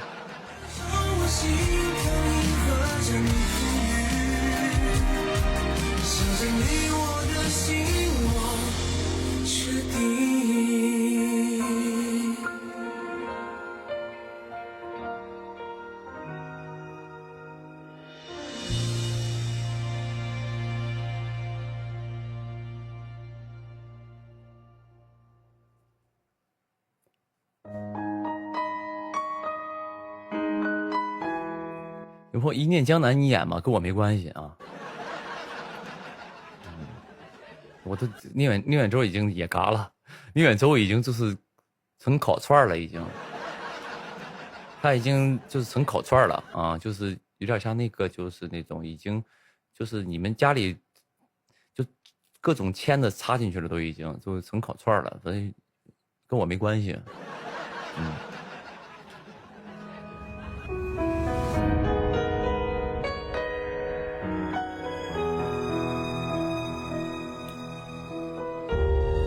是接着一念关山写的吗？应该不是啊，但是你别问我，你问我干嘛？你问编剧老师去啊，跟我没关系啊。总有一些会失去，再也想不起，断断续续的消息，然后忘记，谁还能面对生活？我最近不知道为啥特别想，就是我也在思考，我说后面我想演什么样的剧啊？我特别想，当然除了现代戏演悬疑类的、探案类的啊，然后都是就想去尝试的嘛，就是也是想尝试一下，然后或者现代戏有一些，就是别上来嘎嘎就谈恋爱那种的。可以有爱情，可以有情感，可以有这个感情戏，但是别上来一闷头就是谈恋爱，就是俩人就是各种磨磨唧唧的那种的，我不太行。所以就是还是如果比如说像那种有超能力那种的，就是有点像里边有一些超能力，或者有一些这个怎么说呢？比如打个比方啊，当然不是说我要演啊，我只是打个比方，类似像什么这个什么来自星星的你啊这种的，有点超能力，他是外星人这种的，就有点特殊题材的设定在里面啊，特殊设定在里边那种的啊。我对这种的还挺是感兴趣的啊，是感兴趣的。是低头晃着手都要在一起。有朋友说营销号说你下一部戏已经签了，没签啊，啥也没签，别听他们胡说八道，他们拿我就是在这搞我呢。他们很多公司现在有一些操作就是非常的让我觉得没劲。就是比如说他这个项目其实男演员已经定了，打个比方啊，他现在有一个套路是什么呢？打个比方，比如说这个戏男演员已经定了，但定的那个人呢可能没那么好，就是可能在他也知道可能没那么好，然后呢他就放个消息说刘宇宁是演这个。因为我有固定一帮黑粉，有一帮人说刘宇宁凭什么？刘宇宁凭什么？凭什么？刘宇宁是他干什么的？他凭什么？他为什么老演男主？我没老演啊，就几个，才演了几个。凭什么刘宇宁？刘宇宁他太丑了！一系列先骂个几个小时、半天或者一天，完事儿说哦，他出来先澄清说不是刘宇宁，是这个人。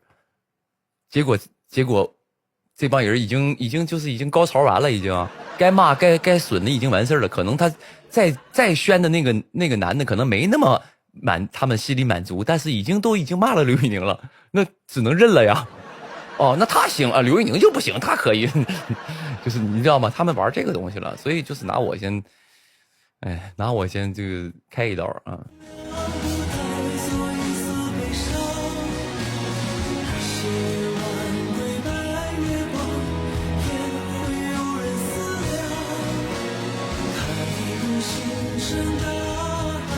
然后他这遛完我呢，还整的挺嫌弃我的。我这个是我觉得是最受不了的，就是你遛了一大顿，然后呢，后面选的那个人可能还没我好，然后呢，然后还瞧不起我，很莫名其妙啊。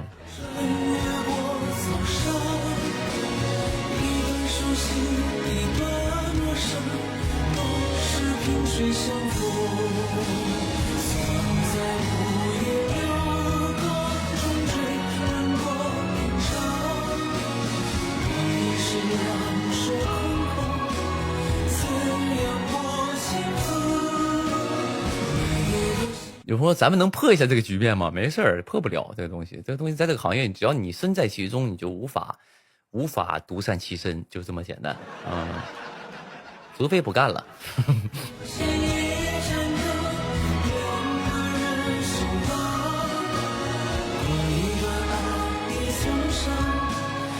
或者如果古装剧的话，我也最近也在想古装，我想演一些偏武侠的，就是那种真的是就是也不是说纯武侠啊，你说纯武侠那种的，比如像什么这种天龙八部啊什么这种的，就是我不是说这不好啊，我说那个意思就是太纯的武侠可能不太行，但是呢，我就是正常的武侠现代武侠，我觉得我想演武侠剧，我就是别上来就是纯的那种瞎搞啊！我还是希望有一点就是不一样的东西吧啊。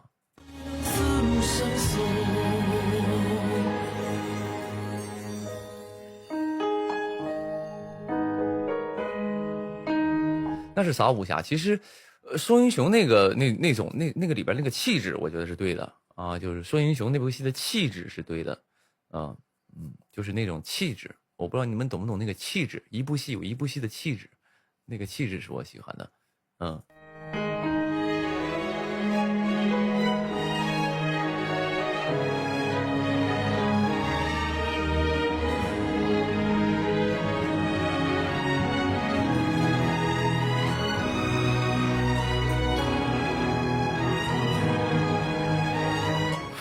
有朋友说 call me， 我去干死他，谁欺负我老大我就干他，给你厉害的啊，给你厉害的。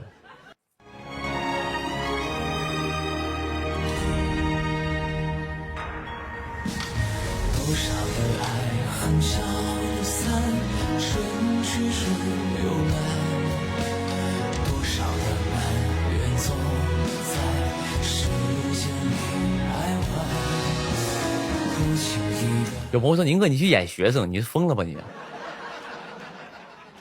学生我是纯演不了了啊！我如果有那种就是那种学校老师什么的，我去演一个行，或者是那种学校那种音乐老师啊，学校那种或者是演家长也行，演个这种，当然大了别说，演个这个小学生的家长演个小学生家长那种的，就是我演一个就是那种单亲爸爸啊，一个女儿每天送她去这个上小学，然后但其实这个每天按时的去这个送女儿上小学，但其实背地里我是一个职业杀手。都杀了，就每天的口号就是每一次这个做完案之后，都在墙上写3个字儿，都杀了。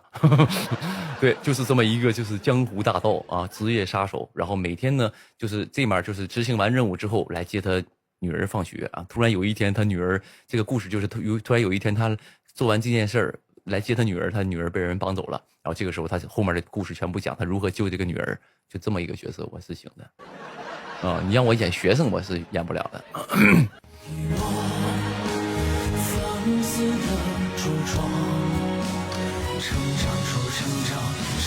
然后在这个过程当中，在他救女儿的过程当中，跟他这个小学老师产生了一些情感。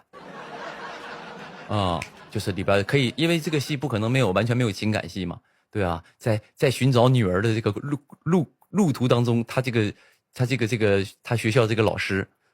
是一个年轻靓丽的一个女人，然后呢，当时跟她也很着急在找这个女儿，然后哐，然后去跟那个学校老师女老师一块找女儿，在过程当中俩人产生了一个情感，因为是单亲爸爸嘛。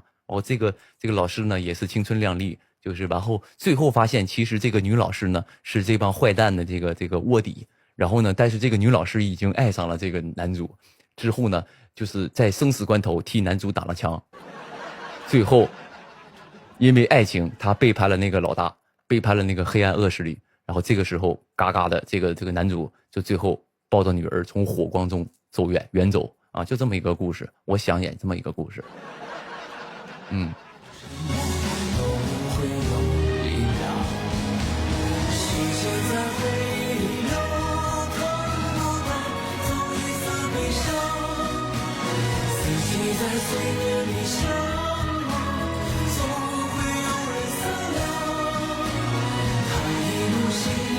有朋友说太狗血了，这有什么狗血的？这不很多国外的电影都是这个剧情啊，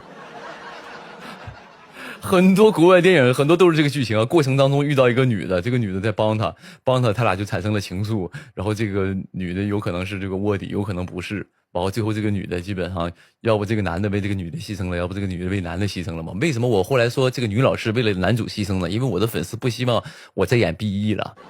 不希望我的角色再死，所以没办法，只能说接一个剧本里边是这个女主嘎了，我是这么幻想的，朋友们啊。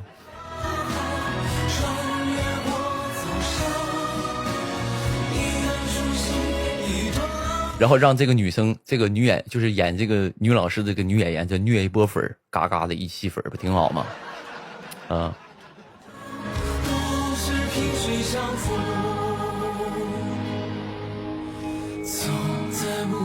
然后呢，我在这个找一个这个营销公司，给我营销一个人夫感的一个标签在身上，这不营销也做挺好吗？对吧？演员不都有一些标签吗？直接给我因为这一部剧给我营造一个单亲爸爸这种叫人夫感，是不是？啊，给我营造一个演员当中的一个标签，不也挺好吗？这项目就成立了呀，多成功啊！嗯。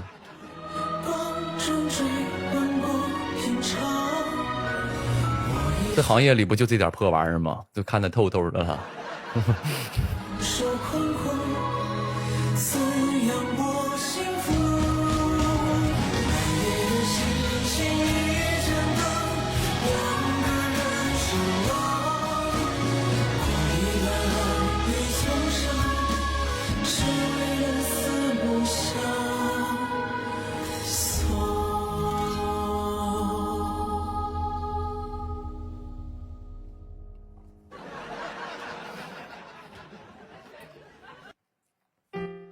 我说宁哥，我给你投50，你去演。我投500，拍。你说的500是这个单位是元还是万？500万还是说500元？我投100，我投5000，是块还是说万？你投500块，500块连当天的盒饭都不够啊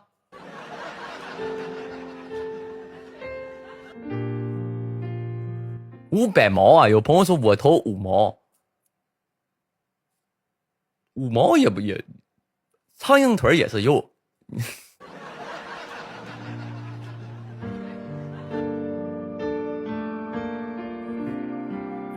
5万可以吗？5万就是你属于在我这个整个投资当中是大户了啊！你属于纯大户了，你属于就是一个大股东了。啊，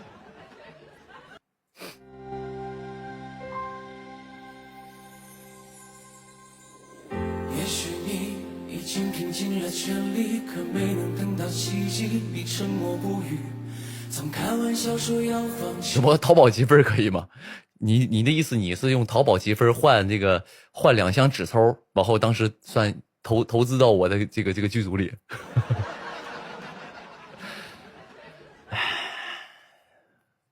淘宝积分就不用，欢乐豆也不要了啊。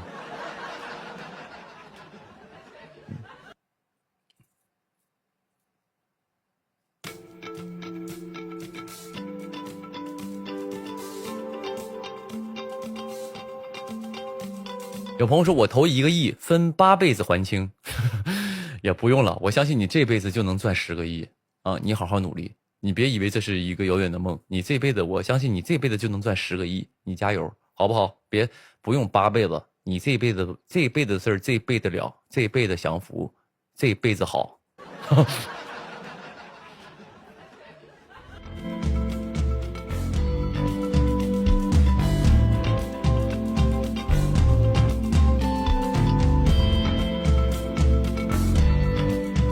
我说宁叔，我今年13岁了，我妈喜欢你6年了，谢谢啊，谢谢弟弟啊，我应该叫外甥吧，谢谢弟弟啊，谢谢，这个他妈喜欢我，他妈喜欢我，从他妈这边论，我应该算他舅舅，是吧？那叫外甥是吧？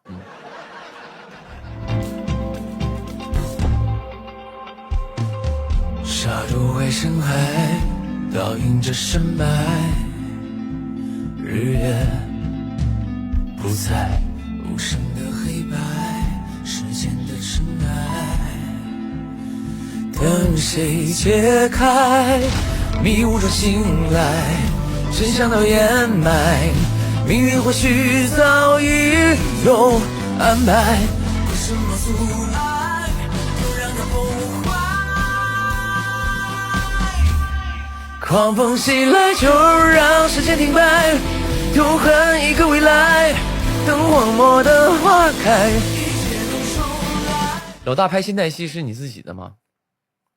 衣服是你自己的吗？拍现代戏的衣服，我拍产女那部戏的时候，衣服大部分是我自己的啊，因为我的身材呢，怎么说呢，就比较奇怪，我有些衣服穿不了，有些衣服就是穿的就是很奇怪，所以呢，大部分衣服是我准备的，80%吧，80%的衣服是我自己的，意外不意外，换等待个原来。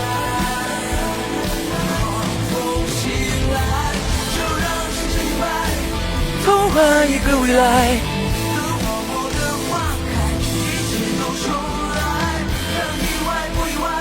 然后宁哥最近有看剧本没有？看到喜欢，我最近还真没时间看剧本啊。最近这个在搞一些，就是搞一个音乐上的东西。前两天刚录了2首 OST，刚录2个歌，有一个 OST，有一个是一个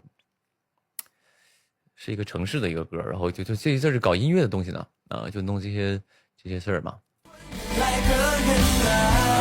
但我这阵儿我开始要看看剧本了啊，因为过来了几个项目还挺好的，然后我准备看一看了，看看喜欢哪个，就到时候先把明年的项目定一下，然后我再好好的潜心搞我的音乐的东西啊。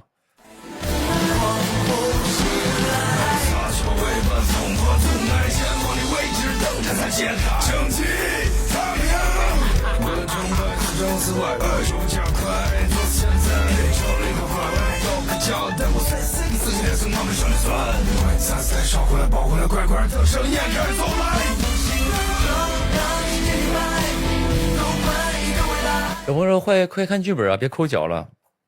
也没有，我得缓一缓，我得积累一下，不能一直拍，一直拍脑子比较麻木了。然后正好把音乐这块也做一做，因为我毕竟还是个歌手吧。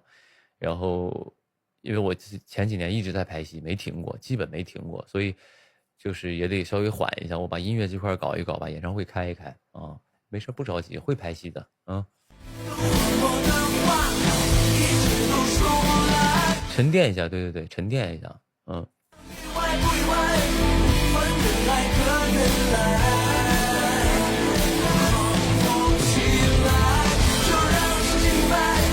偷换一个未来。到说了什么时候开？我说了明年3、4月份开始啊，我已经说了，你们是没有赶上我之前说的时候是吧？明年3、4月份开，二专正在做，我应该20多号回来了。我一会儿过2天有一些事儿，然后拍一些东西，然后为一些活动准备的，然后拍完之后回来我就把那个专辑的歌就录了，22号左右，差不多。不是2月吗？我们去聊一下场馆，应该场馆那个是稍微3、4月份才有场馆，所以这些东西都是在这个紧锣密鼓当中的我是想2月份开的，但场馆可能不太行啊。网上说第1场定了，没定呢，啥都没弄呢，现在整个就是还在出计划，出那些东西，然后联系场馆，它这些都同步进行的然后报批歌曲呢，现在就是这一系列都在做。有朋友说第1场定了，那还没定呢。他们在那胡说八道呢，我看前两天有说在大连什么玩意儿，胡说八道呢。我都未必去大连呢我可能去沈阳呢。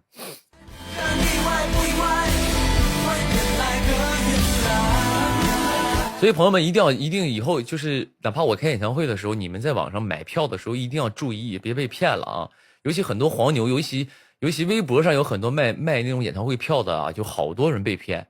好多人在微博上有那种人就说，哎呀，我这个买了一张票，买了一张谁谁谁的票，我突然那个什么，突然有事去不了了，我转手要转出去，然后那个原价或者是8折往外转，或者是少加一点钱就往外转，那种大部分都是骗子，99%都是骗子，所以尽量不要再买那个黄牛票，在网上这种的就是你骗，而且他不仅是骗你那1000来块钱，他有可能把你银行卡里几万块钱全骗走，你银行卡里钱都容易骗走，是这样一个骗钱的一个程度。不是说1000块钱，有些朋友有钱说我看演唱会1000块钱骗嘛，我大不了信赌，但是人家那个操作会把你整个银行卡里都清空的，所以一定要在网上谨防诈骗。网上有很多就是那种就是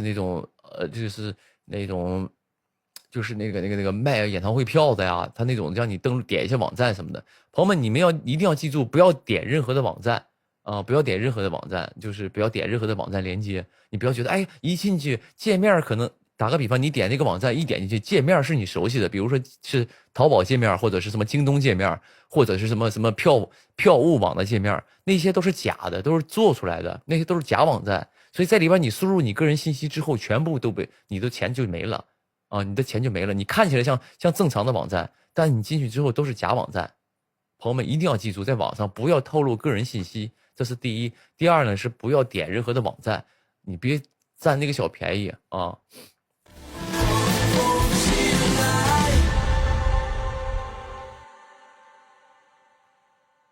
我说真的因为我身边有很多朋友被骗了就是有的还有朋友是那种就是给你打电话告诉你改机票啊，说哎你的机票那个要改什么，给你退钱什么这种的，就是一定要谨防上当受骗，一定什么都自己去操作，不要让网上人给你操作啊，自己去操作，自己比如说你退票，你自己登录 APP 退，你别进他告你怎么弄的那种东西，真的就是感觉这骗子太可恨了都啊。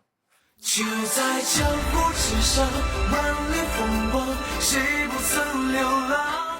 谁不是守着聚散的缘，隔天涯上月亮？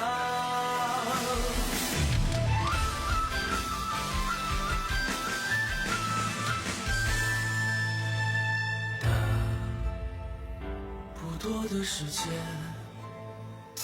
却偏偏还有不少眷恋。有朋友说：“那宁哥，你能送我一张票吗？宁哥，你能送我一张票吗？”这个问题很难回答。如果我说不送，会显得我很抠。怎么送粉丝一张票都不能送吗？啊，你这么大个艺人，你一个粉丝跟你要一张票，有可能这个粉丝是个学生，他就喜欢你呢。他就是家庭条件不好，他就想要一张票，想去看，你就不行吗？不给吗？我说送，很多朋友又不开心了。啊，那他送我也要，有免费演唱会，那我宁哥我也要，我也送。千遍万遍，最不舍得是那一个瞬间。有朋友，宁哥能送我张演唱会票吗？不能啊，我明确告诉你了。哦，哪怕毁我的人设，我也告诉你不能。为什么？啊，我先把这个丑话先说前面，我先说不能送，要买要弄自己买。第二是什么呢？第二是他这个票呢是这样的，我的这个演出都是跟演出方合作的，不是说我家里弄个印刷机，我可能印票然后发给你的，我不是那种就是那种电影院，我自己拿个机器咔一印票啊，拿票进去检票进去，不是这种的，跟我没关系，我手里都没票。啊，我可能提前会跟他们申请一些，就是那种，就是跟那个演出方去申请一些，我要一批票，要他们送那种送媒体啊，送平台啊，比如说我合作过的这些平台的这些领导们啊，我给他们票，我说来看我演唱会啊，嘿嘿，啊，或者品牌方什么的都得留一批，但是我手里是没有票的，啊，我手里是没有的，嗯。就在江湖之上，万里风光，谁不曾流浪？谁不是守着聚散的缘，隔天涯上月亮？有人说结果你自己没票没进去，那不用，我工作证就能进去啊，而且，工作证就可以进，挺好的。我不用买票进去。哦，刘宇宁演唱会我也得买票进啊，这也太严格了吧！我叫刘宇宁送我一张，刘宇宁能送啊。在江湖之上，少年情怀，千杯不醉如愁肠。人间一趟如梦一场，江湖笑望。可以给你打工送一张吗？给我打工，我工作室不招人啊。你现在是还想追星，还想找一份工作？嗯。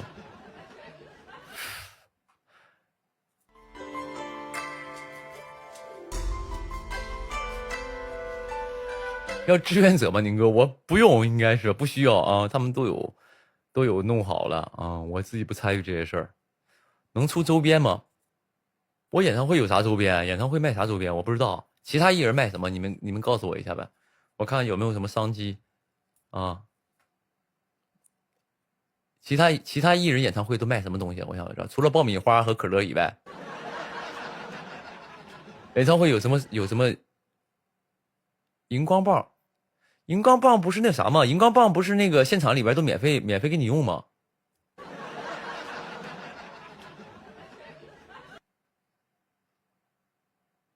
啊？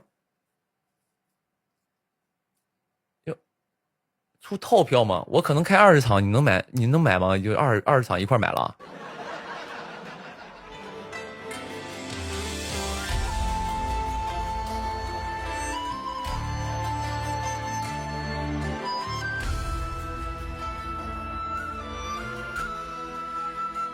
那二场挺贵的，比如说你买1000来块钱票，那20场那3万多块钱啊，你疯了啊？也犯不上啊。应援棒，我不知道啥叫应援棒，那我搜一下啊，我搜一下演唱会应援棒是啥东西啊？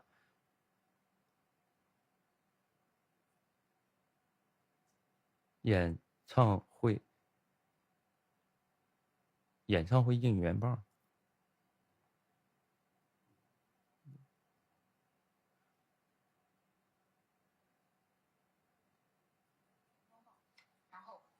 自备一个小镊子，如果家里有螺丝刀的话，再弄一个梅花的螺丝。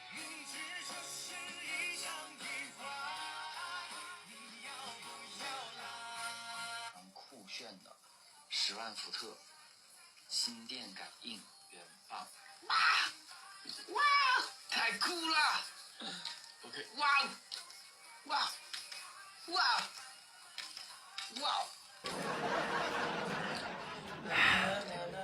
这个王苏龙啊，真的是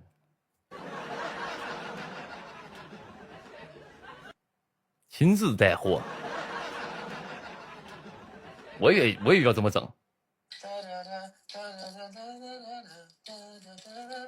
很酷炫的。他这个是免费的还是卖的？他这个没有，我看汪苏泷他有那个自己的一个应援的那个荧光棒，他这个是卖的还是什么的？卖的。哦，他是，但是那个是很特别的，他那个是做了2个灯泡的形状，做了2个灯泡的形状，合起来是一个心，然后那个他这个是挺有特点的啊，他这个不是免费的，200多一个，官方的那个是卖的是吧？哦，所以这个属于周边之一是不是？那还有卖啥的？还有卖啥的？反复彻夜无眠共度需要自己买官方的，我要不买的话进去我没有荧光棒可摇，是不是？是不是这意思？也不是吧，他估计是里边也有荧光棒，对不对？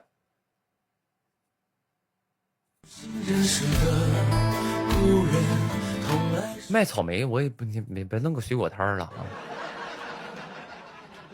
应援服这些我觉得我别买了吧，我荧光棒我觉得它是挺好，它如果真的有设计的，说我给你设计一款不一样的，你可买可不买那种的是行的，你如果不买的话你就用物理的也行，就像你去那个洗浴中心洗澡一样，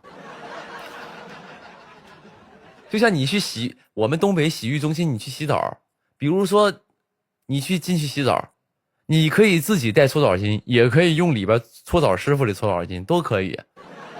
或者是比如说你进去之后，你比如说你带洗发水去，你不带洗发水里边也有给你准备的，可能是但是品牌不是你喜欢的，可能是这样的事儿，不一定。所以，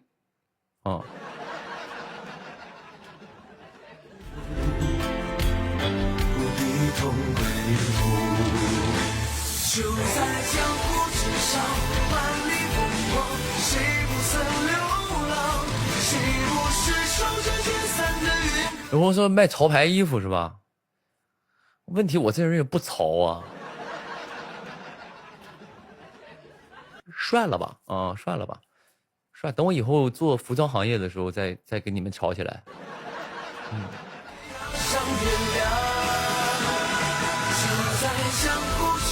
行，反正到时候研究研究呗，研究研究看看弄点啥，但是肯定也不以赚钱为目的啊，不以赚钱为目的，就是让大家有一个狂欢的一个感觉就行，有一个欢乐的感觉就行，就是大家在这个有一个，就比如说你去逛一个景点买点纪念品什么那种，但是不是以赚钱为主啊，咱们就不，我也不至于说卖点这个玩意儿赚钱，我也犯不上。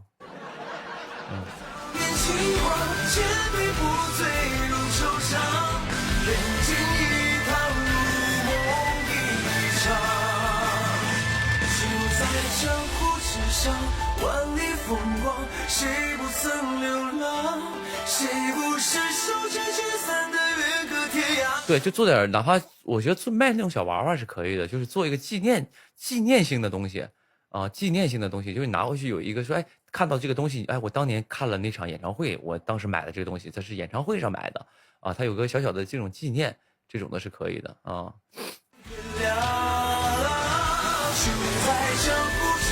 有朋友灯牌能带吗？我自己的演唱会就别带灯牌了，咱自己演唱会基本上没有带灯牌的吧？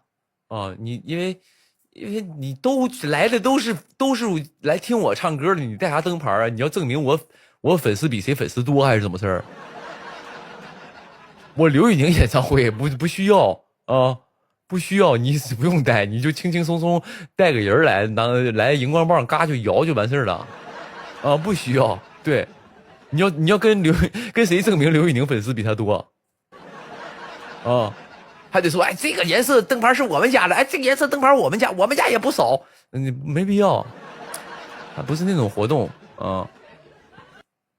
有朋友一片黄海也不用，因为啥呢？因为我那个现场有荧光棒，他那个直接给你调成黄的就行了啊，不用带灯牌来啊，你带个人来健健康康的就行啊。能带相机吗？应该相机让带吧？啊，相机应该都让带吧。然后老大新热搜18，我啥热搜？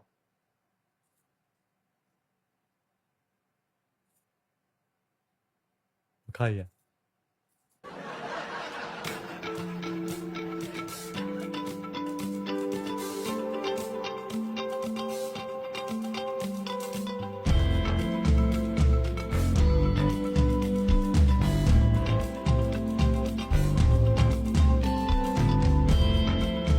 我就不穿羽绒服，啥玩意儿？我就不穿羽绒服，这什么话？我就不穿羽绒服，这不太好。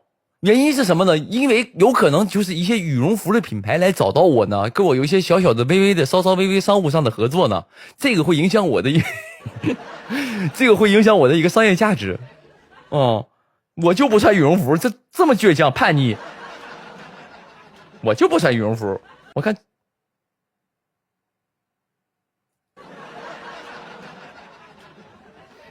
哦，我看看这个微博自搜点上写什么。刘宇宁在一次直播活动中表示自己不穿羽绒服，他认为粉丝觉得他穿大衣更帅气。虽然他表示要坚持自己的风格，在寒冷天气下，最终还是被迫穿上羽绒服。这次直播引发了大量粉丝和网友的关注讨论。大众看法：开心的31%。许多粉丝和网友对刘宇宁的独特风格感到很开心，纷纷点赞他的时尚品味和勇气，甚至有人戏称他是行走的衣架子。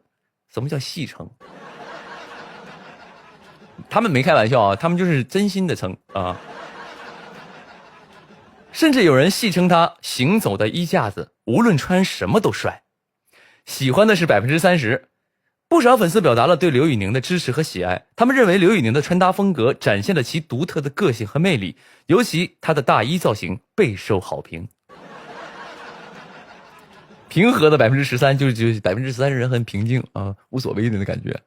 也有部分网友表示理解和关心，建议刘宇宁在追求时尚的同时，也要注意身体健康，毕竟健康才是最重要的。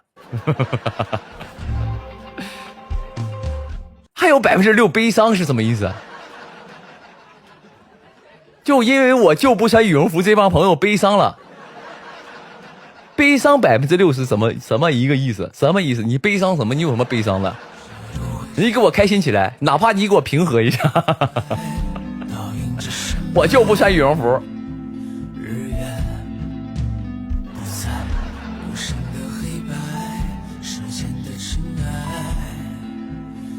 等谁解开迷雾中醒来，真相的掩埋，浴火洗澡。有朋友说你是卖羽绒服的，我没卖，我不卖，哦，我就不穿羽绒服，不是，我没这么叛逆，我也是穿的，因为我回来的路上我还在淘宝上搜，因为确实这次去太冷了，穿大衣给我冻透了。我回来了，我从那个山东泰安，我们开车回来了嘛，在路上我一直淘宝，一直搜呢，我在那搜，我看买个长款羽绒服，保暖，就是羽绒服男款长啊，就是这个。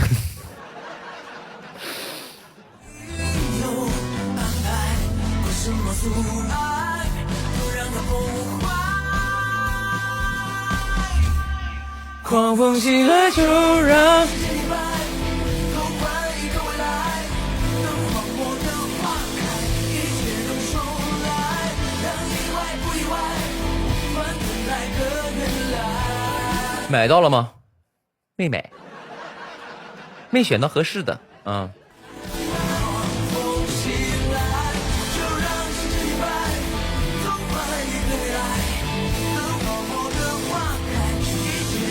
然后老大你是热搜第一，你看热搜的时候，看微博热搜的时候，你别点我的，你点热搜，你点我的就是我的什么意思？就是你最关注的东西，我在你关注里肯定是第一啊，对吧？你看，别点我的，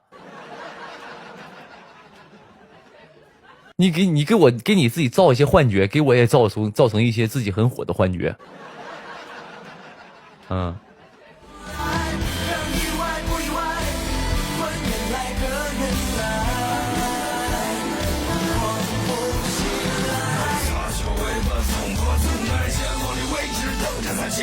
有朋友说最近你不进组别减肥了，让自己健康一点。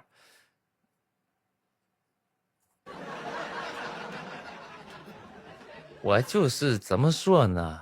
因为其实不进组压力更大哦，因为每次这种活动都是就是现在线下活动是这种就是怎么说呢？因为及时的，你今天状态不好，你就是即刻就是出去的。他不用像拍戏，比如说你拍戏你丑，你1年之后才知道你丑。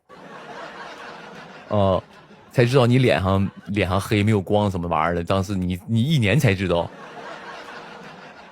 但是你这玩意儿就是你如果是现在随便一个演出的活动，你直接就播出去了，实丑，你那玩意儿这是不行，所以是更要注重的自己的状态啊。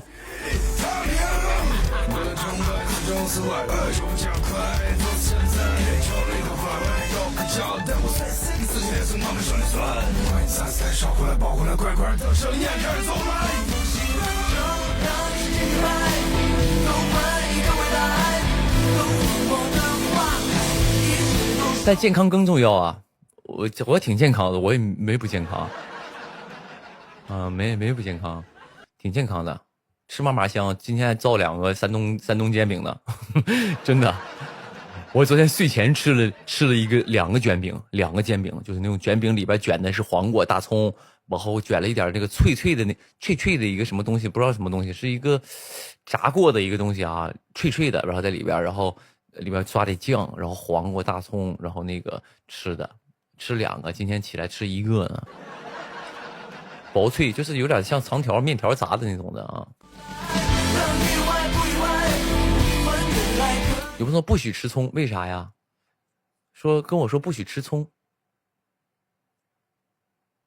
吃葱挺好的，健康。吃煎饼不吃葱，滋味少一半。不知道，反正因为我东北人，我喜欢吃大葱，不能因为你不爱吃葱，你就让我别吃葱，你这人太自私了啊！就是你不喜欢的东西，你不能允许别人喜欢哦，你不能这样，那你岂不是你跟那些黑粉是一样的了吗？他们喜欢，咱家朋友喜欢刘宇宁，他不允许啊，他不允许。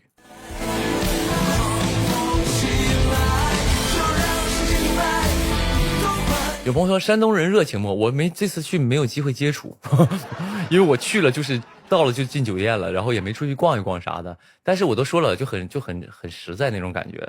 然后我不说了吗？我在台上唱歌都很热情的给我鼓掌，然后可能都不是我们家粉丝。像刚才进来一个朋友说，那个周深在我这是第一，就你看周深家粉丝，他就是这种的。像比如说现场有很多别人家的粉丝来了之后，他依旧给我鼓掌，就觉得很温暖吧，很温暖，就挺好的，你说让我出去感受一下，我还没出去就回来了啊！我昨天演完就睡觉了，今天早上就赶回来了。下次有机会去好好逛一逛。有朋友说爬泰山了吗？没去，就回来了吗？今天这不回来给你们直播了吗？在爬泰山和给你们直播这2样当中，我选择了给你们直播。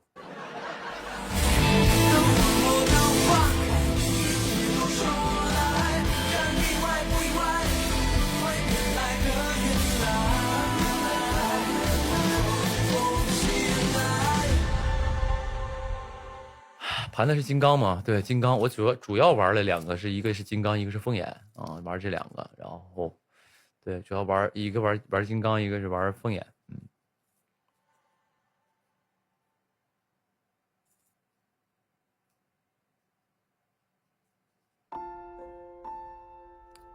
可以在泰山顶上直播，那个我不知道网好不好，问题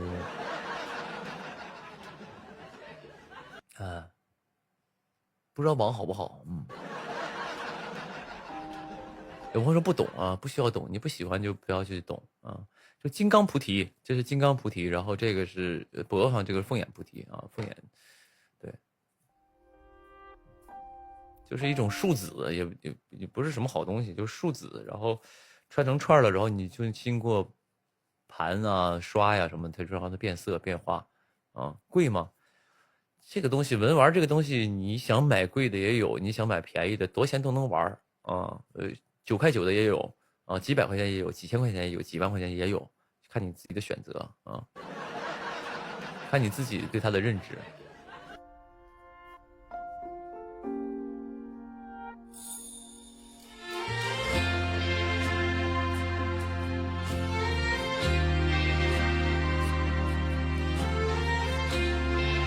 有朋友上次去潘家园问了一圈1000多，我不知道你问的是啥，金刚吧是吧？金刚啊，金刚，我觉得好一点的怎么也得一千左右吧，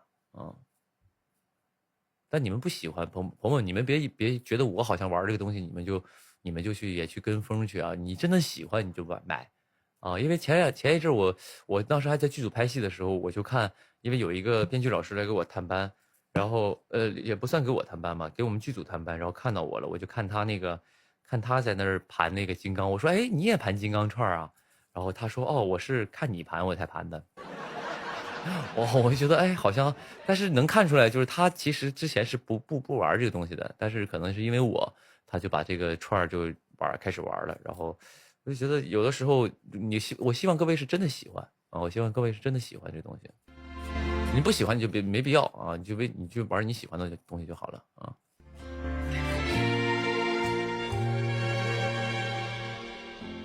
阳光推开疲惫的乌云，轻落在这城市的谷底。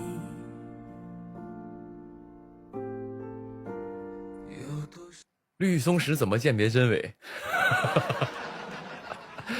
我没有那么专业，我只是买啊，我只是买玩，但我是不研究它的，我不是自己回来自己开矿自己磨原石，我也不像玩手串，我都买成品，我也不回来自己挑籽儿，我没有那么的玩那么上头，因为没时间去，就是我只是说研究它的好坏我知道，但是什么真假这些东西我不太研究。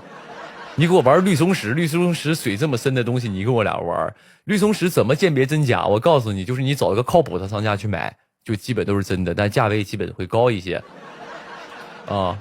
而且这个东西你别想着捡漏，说几十块钱买一串绿松石，那不太可能啊。不期而遇，会允许生机，或只是偶尔时光里过期。对，有朋友玩那个科技松石，人就告诉你是科技松石，你就买个样子玩就挺好的啊，你就买个那种样很便宜，几十块钱一串，挺漂亮的，你就买个戴也行。你真的喜欢那个东西的话，但是你玩真松石那玩意儿很贵的啊，那东西很贵的，就是一个小手串，哪怕是7米8米的这种的，你如果是那种就是颜色啊密度什么特别好的无杂的那种的，都得10几万几十万的东西，它都是就这么一个小手串，所以那种东西是很贵的啊，就别尽量你们也不喜欢那个东西就别玩啊。有朋友说我有钱，你有钱你告诉我干嘛？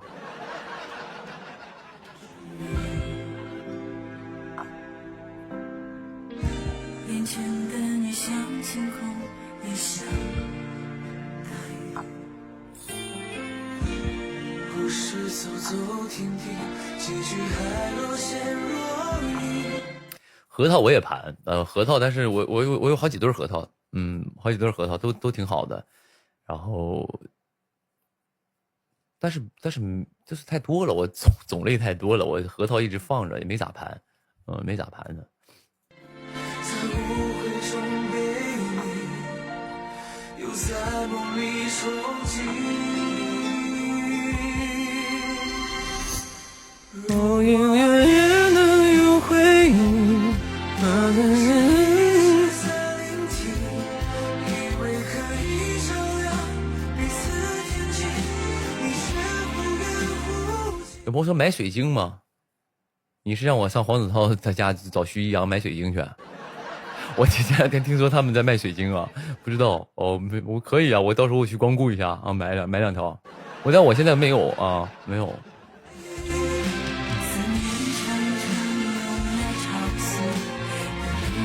我对水晶还好，不是特别喜欢，我只喜欢木质的东西。我对宝石类的可能不太喜欢，就是这种木质的串我比较喜欢啊，因为我喜欢看它的变化，它从这个一个特别粗糙的东西变成一个就很有岁月的感觉的一个东西，一个过程，就跟拼乐高是一样的，嗯。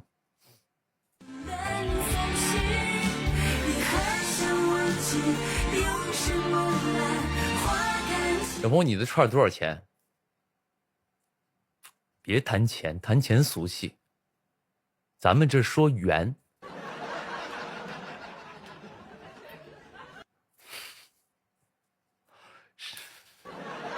，18000元啊，就。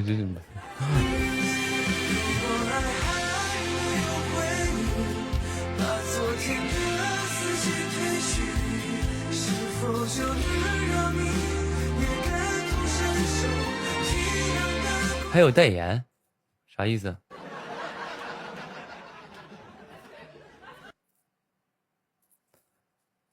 宝曼蓝朵那还用说吗？这个是，我喜欢宝石类的啊，我喜欢宝石类的东西，比如红宝石啊这种东西，宝石类是好的，我不太喜欢那种水晶，我差一点啊，水晶真差一点啊，绿松石啊什么这种的，就是这种红宝石、黄宝石这种我都喜欢啊，我这种都喜欢，钻石什么的都行啊。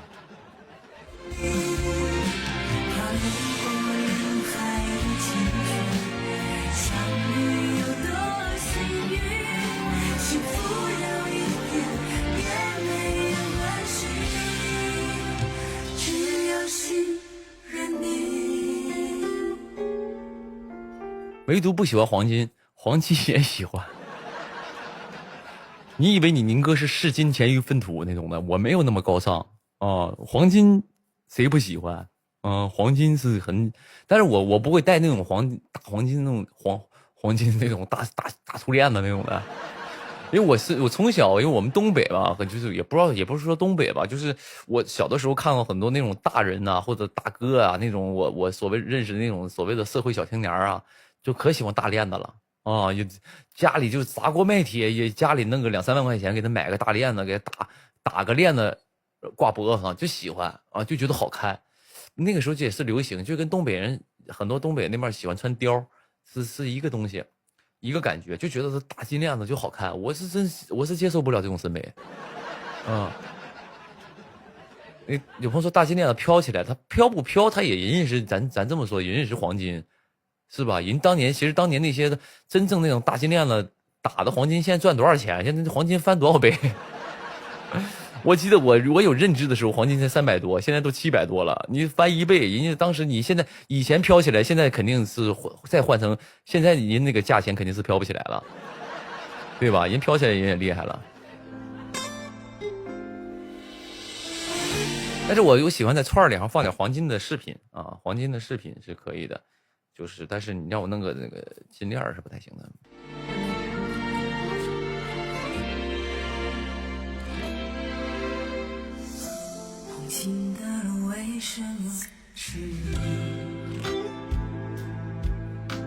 有朋友说我现在超级喜欢黄金，买不起，没事儿，你别，朋友们别真的是别有什么那种负面情绪，说哎这个我买不起，那个我买不起的，你好好工作，好好努力，好好奋斗，你总有一天啥都能买得起，没有东西是你买不起的，只是说你想不想去买而已，对吧？你想不想要？你很想得到这个东西，你就为之努力。你买黄金买不起，你买1克买不起啊？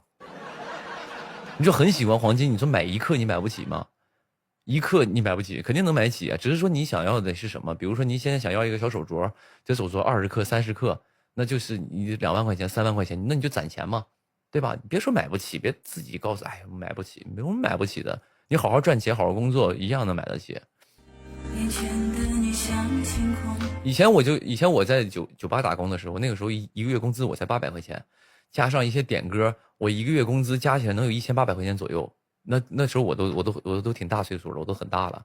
然后那个时候我就喜欢苹果手机，那后来也是靠自己攒钱买嘛，对吧？也都自己攒钱买，一个月开1000多块钱，然后我以为一样买嘛，对吧？你自己你想要什么你就努力去获得就好了嘛。别给自己增加负面情绪。哎呀，人家过得好，人家都能买得起，我也买不起，有什么买不起的？你想买，你就能买得起。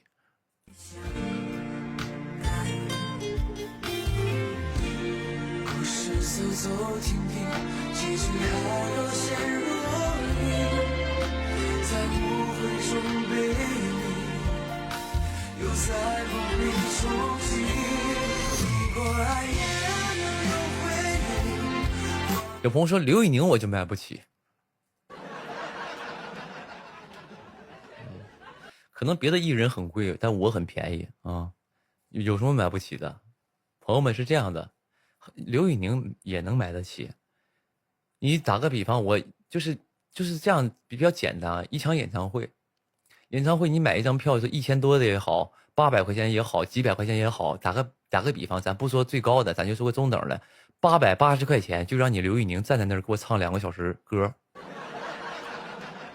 我觉得不也能买得起吗？对吧？有什么买不起的？人都有个价，不要以为你们眼中的艺人很昂贵，很便宜的哦。你只要是你花880块钱，刘宇宁你给我站台上给我唱2-3个小时，你给我唱，我就得乖乖给你唱，对吧？你说很多演员很贵，我花20多块钱开通一个那个平台的会员，你就给我演戏，你给我演啊！你给我演40集，你给我演30集，你就得演。你20块钱，你换一个演员为你演30集，不挺？那有什么可贵的？都很便宜的啊！别说什么买不起，很便宜的。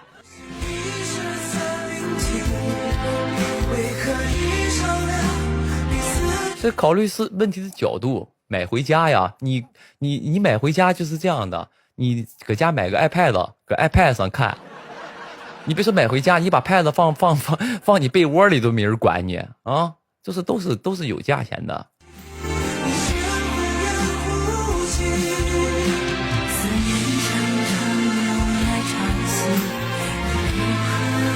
真的别太拿艺人当回事儿啊！别拿这些明星太当回事儿，真的就是很便宜的，880块钱，880块钱，刘宇宁你给我唱3个点，我就乖乖得唱，我还得换的各种衣服，笑着给你唱。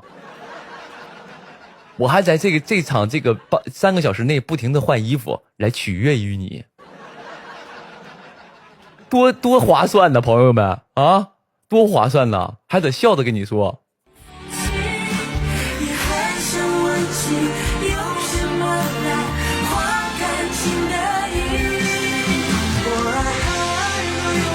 有朋友现场换吗？你就花了880块钱，你想看我现场给你换衣服？你想看的我只能给你看外衣，内衣看不了。就是我是说艺人很便宜，但是没有你想的那么便宜。880块钱我站舞台上给你换衣服看，我估计刚脱一件我就被警察带走了，你880块钱瞎了。你的钱就一赔了啊！就是你唱15分钟，准备换衣服，在台上给外套扒了啊，秋裤一脱。把昨天的自己褪去，是否就能让你也感同身受寂寥的共鸣？怕你共人海的情绪相遇。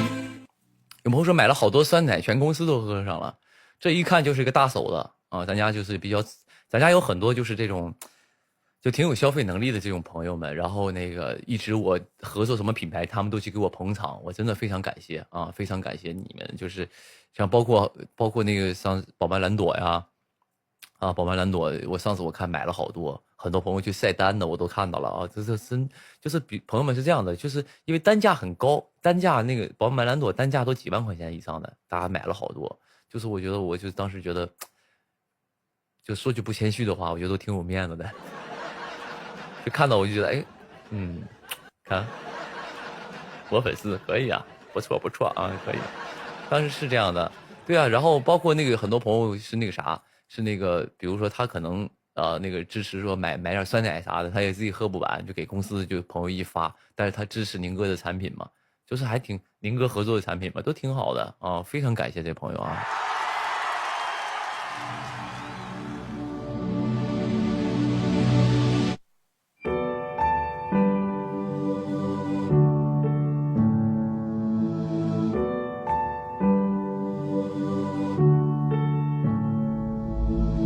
我曾漂流在无边海上。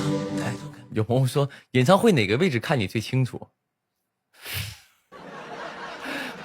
你要都位置基本都能看清楚，因为演唱会啊，就是看你的这个条件。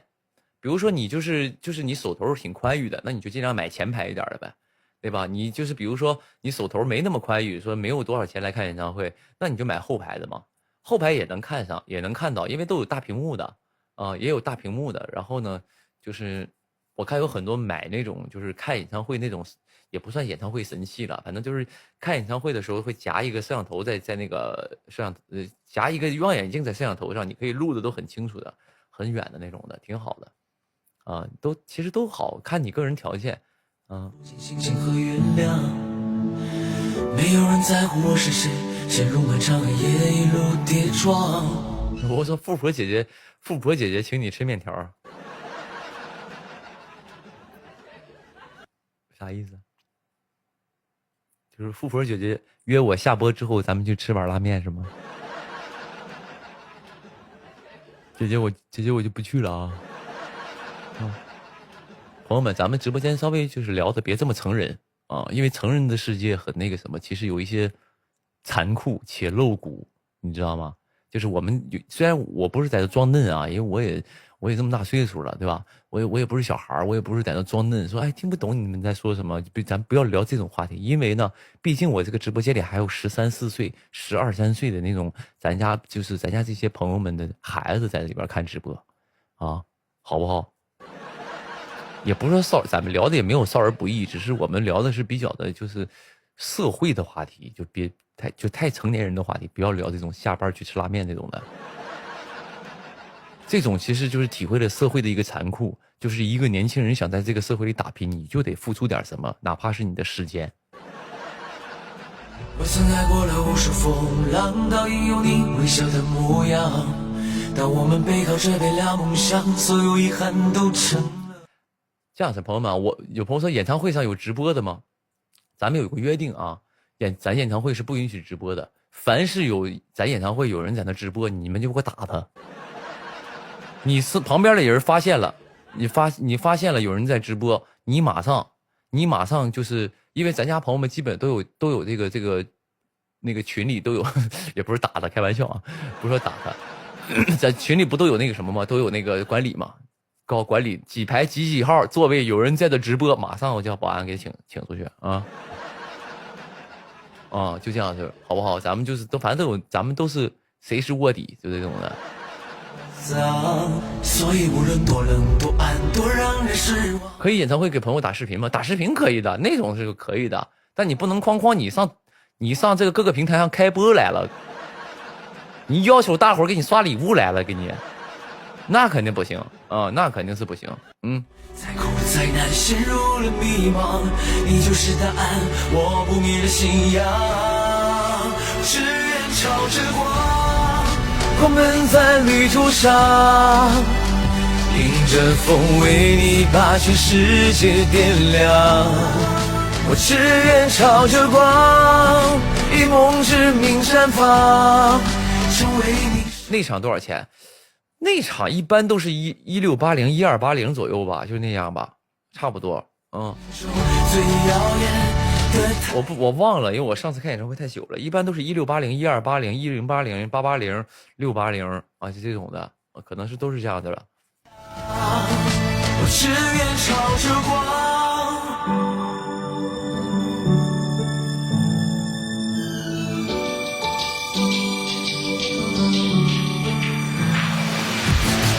我曾飘落在无边海上，抬头看不见星星和月亮。没有人在乎我是谁，陷入漫长的夜，一路跌撞。我曾挨过了无数风浪，倒影有你微笑的模样。当我们背靠着背聊梦想，所有遗憾都成了宝藏。所以无论多冷多暗多让人失望，再苦再难陷入了迷茫，你就是答案。最便宜多少钱？我不知道，我不是定价的，到时候你就知道了，好不好？到时候出来就好了，就有了。我不灭的信仰，我只愿朝着光，狂奔在。有朋友说：“宁哥，我中了离溶道的毒，没有解药。你精神病吧你？你是给我俩在这直播间里，在这给我玩 cosplay 呢，在那？啊，你给我玩 cosplay 呢？你说我配不配合你？我配合你，我感觉我也是个精神病。你跟我说，宁哥，我中了离溶道的毒，我没有解药。那我也没有解药，我演那角色嘎了，我没有。你是想跟我玩，让我配合你吗？我没敢配合。你好像在哄小孩，你要不有那个精神病，你要不在哄小孩，就像小时候你妈跟你说大灰狼来了，啊，别哭了啊，再哭大灰狼来给你叼走了啊，就是这种的。你玩儿挺抽象，你这是的啊。迎着风为你把全世界点亮，我只愿朝着光，以梦之名绽放，成为你生命中最耀眼的太阳。有朋友说，你知道你每次下播我有多么没落吗？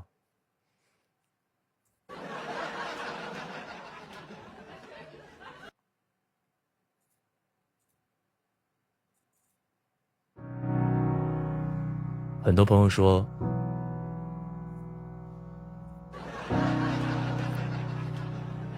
说，每次我下播之后，他的内心都有一些落寞。当然我听到这句话还是很开心的。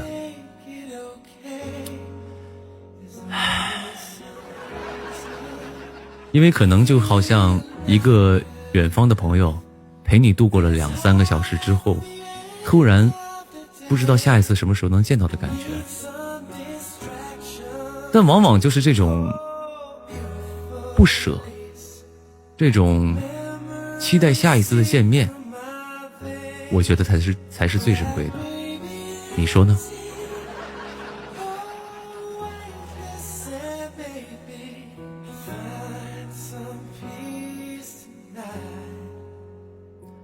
所以说每一次分别都是为了我们下一次更好的相遇。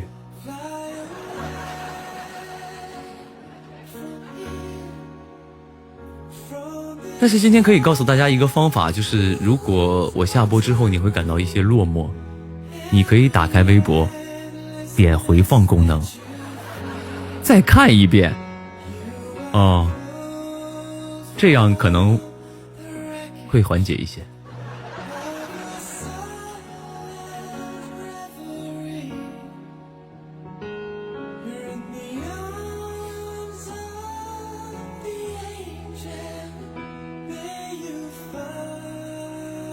有朋友说好不舍呀，我没要下播呢。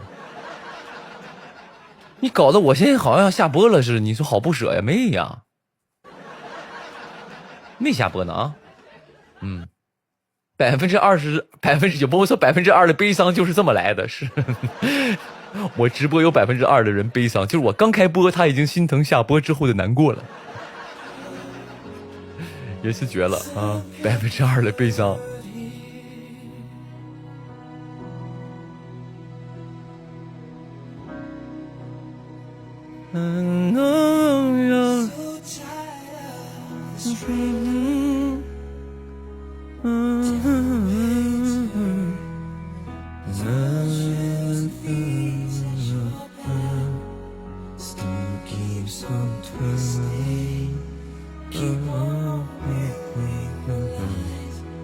有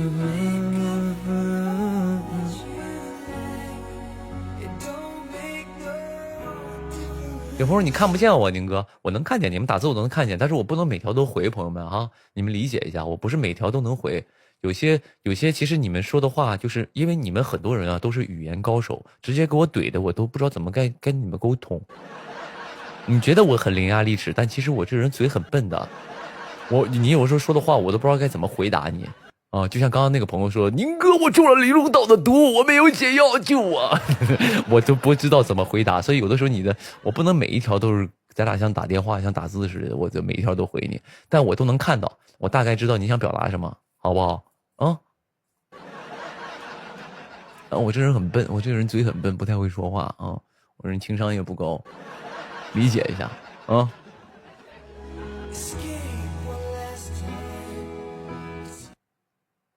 等一下，朋友们，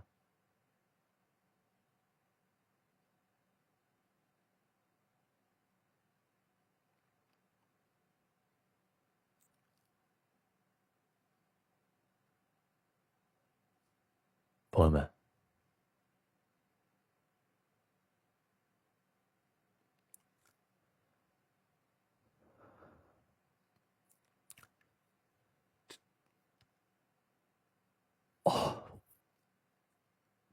隔壁打起来了，我隔壁好像打起来了，你们能不能听到？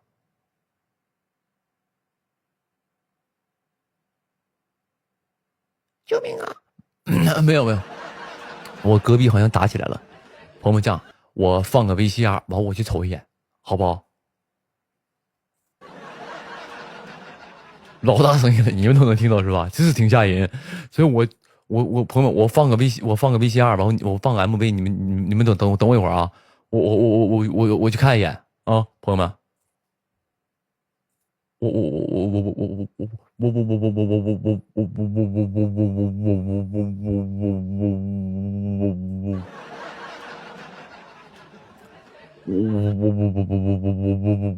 我去看一眼，跟黎龙道打起来，那我不知道，我去瞅一眼，朋友们。小啊，等我找个 MV 啊。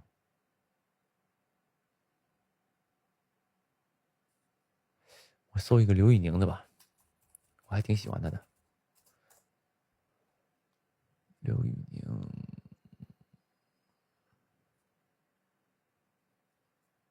给你们看看我刚出道的演出吧。给你们看看我刚出道2018年的时候的演出，好吧，朋友们，因为你们很多人错过了那个时候的我，当然错过也没什么遗憾的。那个时候纯一个小傻子，纯小傻子。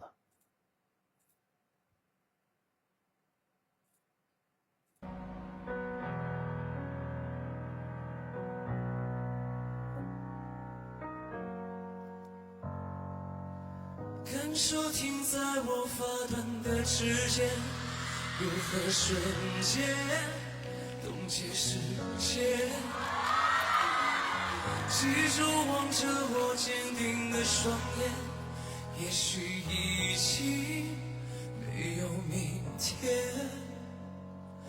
面对浩瀚的星海，我们微笑得像尘埃，漂浮在一片无奈。缘分让我们相遇，本是意外，命运需要我们为爱生相爱。也许未来遥远在光年之外，我愿守护为这里为你等待。我没想到为了你我能疯狂到山崩海啸，没有你根本不重要。我的大脑为了你已经疯狂到脉搏心跳，没有你根本不重要。一双围在我胸口的臂弯，足够抵挡天旋地转。手的倔强足以点燃所有希望。宇宙滂沱的梦，我们的爱会笑里闪烁，颠簸却如此蓬勃。遇见让我们相遇了是意外，命运需要我们为手相爱。也许未来遥远在多年之外，我愿守护为这里为你等待。我没想到为了你我能疯狂到沙漠海角，没有你根本不想逃。我的大脑为了你已经疯狂到脉搏心跳，没有你根本不重要。刚到意外是醒不来的梦，乱世意外是纯粹的相拥。我没想到为了你我能疯狂到沙漠海角，没有你想逃。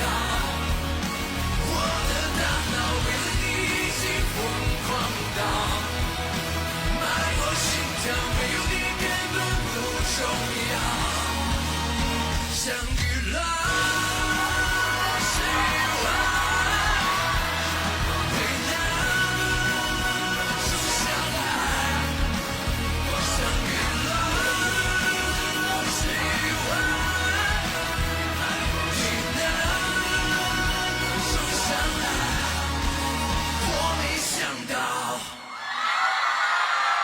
谢谢。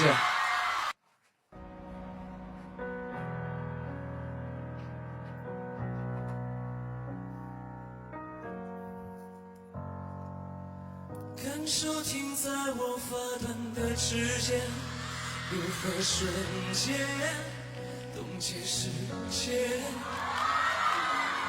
记住望着我坚定的双眼，也许已经没有明天。面对浩瀚的星海，我们微笑的笑。回来了啊，回来了。当年就是比较的憨厚，啊，就是比较的憨厚，嗯。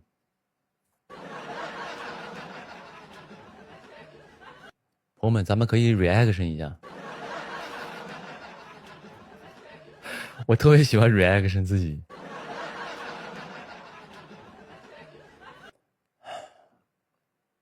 你们想蕊吗？想蕊咱就蕊一下。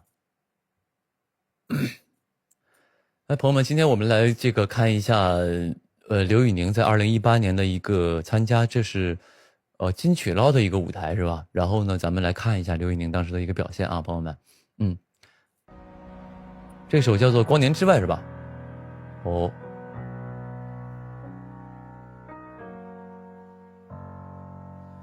感受停在我发端的指尖，如何瞬间。这个时候能看到刘宇宁当年还是挺稚嫩的，尤其你看看上节目胡子都刮不干净。哎，怎么这么黑？为什么我一暂停它会变得这么黑？当时胡子都没刮干净，还画了死亡小眼影啊！他当时这个整个妆造，包括这个脸，就一整体都是一个浮肿的状态。但是呢，就是往往像这种刚出道的人呢，都有这种，就是有一些接地气的东西在里面嘛。当然也能理解啊。咱们继续看他的演唱啊。记住望着我坚定的双眼，也许已经没有明天。面对浩瀚的星海，我们微笑的像尘埃，漂浮在一片无奈。也能看出来，他这个确实有一些稚嫩，但是从演唱上，确实这个实力是可以的。有朋友说UP主能不能多夸夸我们家林哥？好的，回头给我打钱啊，因为咱这块不给打钱，我是不可能说他好的啊，我基本都是黑，因为黑才有流量嘛。当时是怎么说呢？这个整个人是看起来很稚嫩，但是唱功这一块还是不错的，因为他的有一个独特的嗓音啊，我不知道啊，刘宇宁那个嗓音里有一些就是所谓的叫烟嗓啊，有一些沧桑感，就会他这个东西在音乐当中就会让你觉得有一些，就是他这个人是有故事的啊。他如果他的声音是非常干净的，就显得这个人没有故事，你一眼就能看透他。但是呢，他的这个声音里带着一种颗粒感，一些沧桑感，就会让你觉得好像他经历了很多，他可能就是好像被伤过、痛过、苦过之后经历过，然后呢，在每一个孤独的夜晚疯狂抽烟喝酒，导致他这个嗓子有那么一点沧桑感，所以呢就觉得他是一个有故事的男同学，对不对？所以他这个音色还是比较独特的啊，比较独特。他也不是那种纯那种烟嗓，他是烟嗓当中呢又带着一点稚嫩，带着一点青春，带着一点年轻感，他就会让你觉得就是有一种什么感觉呢？就是这个人虽然经历了很多，但是他有一种朝气的嗓音在里面啊，有一种力量，有一种向往光明，向往成功，向往阳光的一个感觉。我不知道你们有没有这种感受啊？所以呢，咱们再往下看啊。缘分让我们相遇，不是意外。命运需要我们为了相相爱，也许未来遥远在。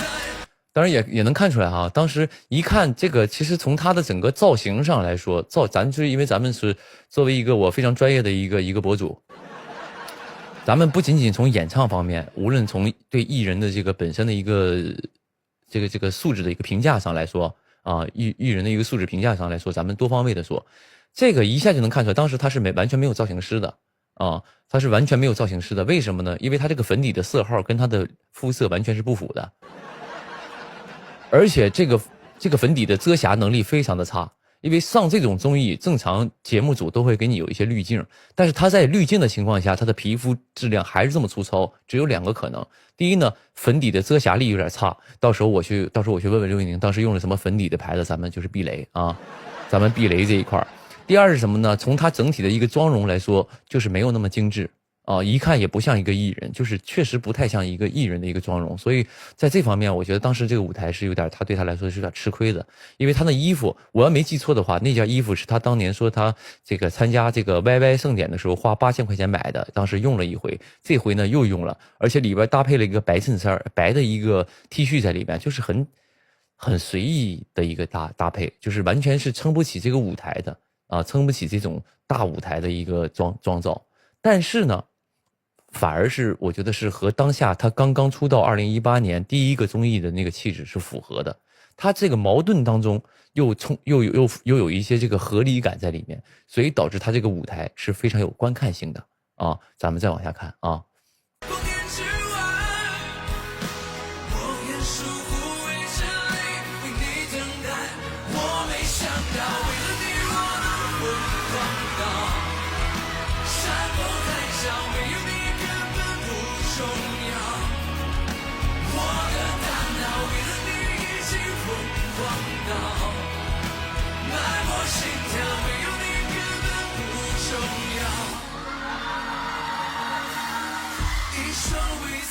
胸口的臂弯足够抵挡天旋地转，一双沉迷不放手的倔强，足以点燃所有希望。宇宙磅礴冷漠，我们的爱会像闪烁颠簸，却如此磅礴。让我们相遇不是意外，命运需要我们为了生相爱，也许未来遥远。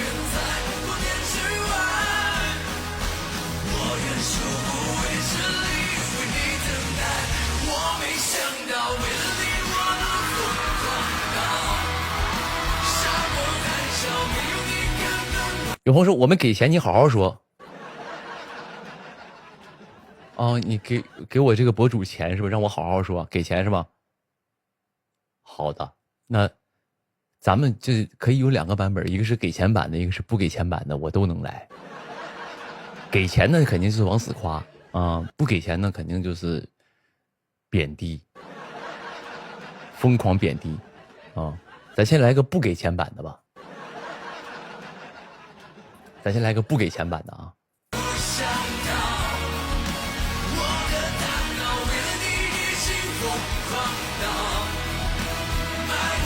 你看啊，这个刘宇宁这个人吧，我觉得我看完他这个演出吧，我就觉得他撑不起这个舞台。我觉得他撑不起这个舞台，真的，因为他整个人的气质，他就不像一个艺人，他一看就没有受过专业的训练，他在这种舞台上就是跟其他艺人一比就是露怯，其实是很，就是我觉得就是，其实他这个表现真的很差的，啊。我作为一个这么多年的歌手，我来评价这个歌手，我觉得他就他这个表演是完全不合格的，完全不合格的这个表演啊！因为我平时是一个选角导演，我接触的艺人很多的，他这种的表演完全是不合格。你看整体，他这个都是他这个，我跟你讲，朋友们，他是很不尊重舞台的。你看他现在虽然我们把这个光给调的有点暗啊，但是他明显能感觉他脸是泛油的，朋友们。你有没有感觉他这个脸是泛油的？这种油光满面根本就是不尊重舞台。我跟你讲，说白了他都不配当艺人，他真的是不配当艺人啊！而且你看他整个状态里，整个脸是浮肿的，他整个脸浮肿成那样。你作为一个艺人，你都丑成这样了，你还能上舞台？你去让观众眼睛难受去了啊！你像观众，你看他发型照的跟个小杂毛似的，还弄个锡纸烫，你以为你是社会小青年吗你啊？油滋麻哈了，一看这个小孩就不干净，就感觉这整个人就感觉就是这种，就是感觉在社会上混久了，这种人整个心灵都是脏的。我觉得他这种人就是这种一看就是一个小人得志的一副嘴脸，就这样式儿。你看这真的不行，这太差了，真的是啊！而且唱的吧，就怎么说呢，一个大白嗓。一点共鸣点都没有，纯大白嗓在这唱，在那嗷嗷喊，嗷嗷喊，然后就是一点水平都没有，真是太，哎，这我觉得我看不下去了，朋友们啊！今天这个 reaction 就到此结束，我真的看不下去，这个演出很失败，包括刘宇宁这个艺人，我觉得做的都很不够格，希望他以后继续努力吧啊！朋友们，我想跟大家说一下，我是一个很中立的博主，我就是这个人，就是讲实话，有什么我就说什么。我这人从来都是一个公正的，就有什么我就说什么啊！咱们朋友们，希望朋友们这个觉得我说的对的话啊，一键3连关注一下啊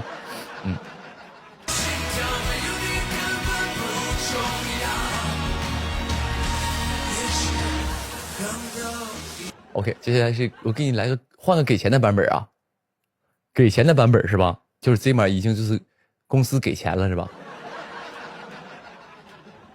哦，公司打钱了。我看收没收到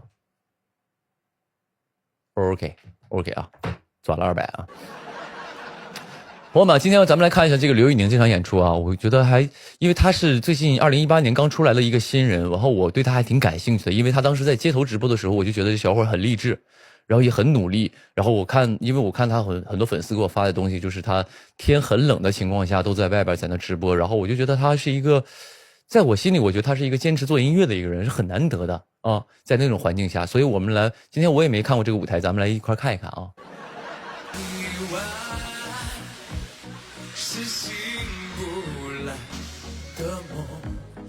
就整个刚刚这几个动作表演，能看出来他其实是很有天分的一个人，我觉得。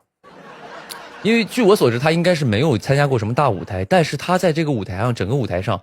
有一个非常不知道你们看没看出来，朋友们有一种松弛感啊！我不知道你们有没有，就是他很游刃自如，他就很像一个成熟的艺人了，已经。他并不像，虽然他的穿着可能没有那么精致华丽，但是他整体的状态是很自信啊，很自信，很滑，就是那种很松弛，就是一定是经过多场演出，经过反复磨练的人，才能在这么大的舞台上表现出一种松弛的感觉啊，就是有一种我不知道你们接着往下看，你看他就很松弛。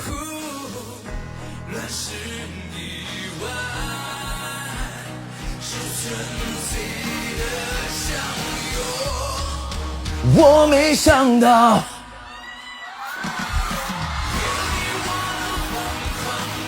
你看，整个台底下观众都跟他很嗨。我相信，虽然我没在现场那天啊，我没在现场，但是呢，我想说什么呢？就是我觉得你通过下面的观众的感觉，就能感觉到，其实整个氛围已经被他控场了啊！整个场所有的观众已经被他控制住了，就是已经融入，因为他本身很松弛，松弛代表什么？松弛，他首先他要投入之后，他才会松弛，在这个音乐当中游刃有余，说游刃自如。所以呢，现场的观众一看也被他带动起来了，他整个就是我觉得很不可思议，这是让我很惊讶的啊！就是他我看不出来他是一个刚出道的，他虽然有一些稚嫩，但是他整体的状况，我觉得他以后是有一个当巨星的一个潜力的。我能感觉到啊，因为我是专门做这种跟艺人接触比较多，有些艺人一看以后就是有做巨星的一个潜力的，所以呢，我觉得这个小伙他是以后他是有这个潜力，他有那个劲儿，身上有那个劲儿啊。我们看看他最后的这个安定啊。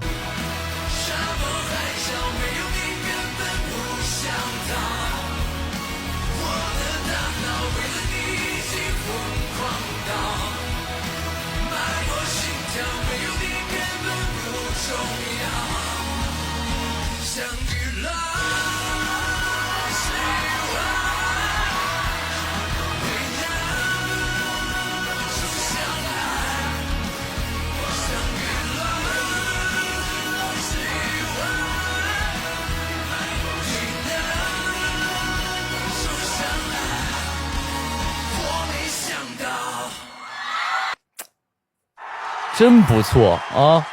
虽然以前真的没有好好看过他演出，但是这小伙真的不错，一感觉就是不错。他整个这场演出，我不说别的，就是单指这个舞台，我就两个字，我觉得是完美，甚至是惊喜。朋友们，我真没想到，就是一个刚出道的一个小伙是能够做到这样的，而且他整个的状态，我觉得非常对，非常对劲儿啊！而且他最难得让我感受到的是一种独特。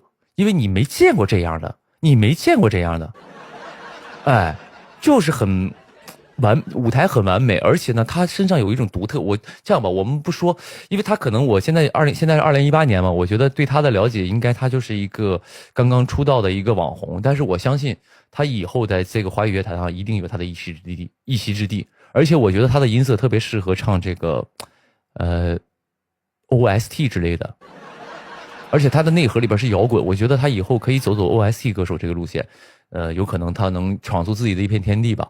所以今天也很开心能够认识一个叫做刘宇宁的这么一个小伙，然后我觉得还挺开心的啊，也算一个惊喜，因为很久没看到这样的新人了。然后今天呢，他的这个舞台，我们如果打分的话，我可以给他打到98分，好不好？那希望朋友们如果喜欢我的这个节目的话，可以关注一下我，咱们这个下一期的节目，你们想看谁，可以在评论区给我留言，然后咱们来看看这位新的歌手有什么好的表现。那我以后呢，我想说我也会持续去关注这位叫做刘宇宁的歌手，也希望他能够越来越好，好不好？朋友们记得打钱哦。谢谢。不用客气啊，没事。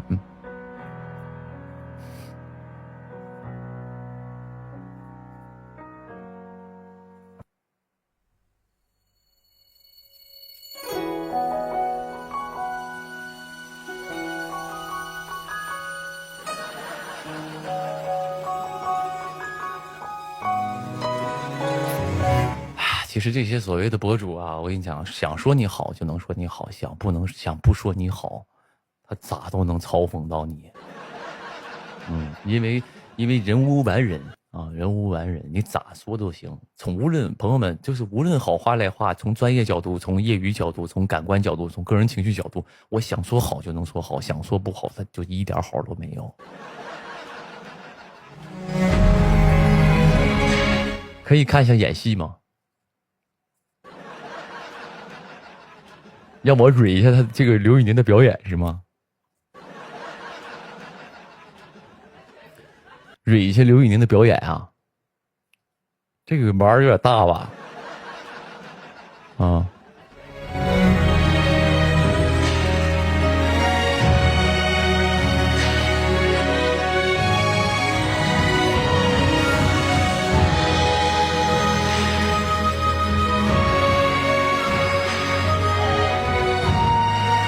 其实如果让我蕊表演的话，我觉得会比音乐上更有意思，因为表演这个东西更好说。因为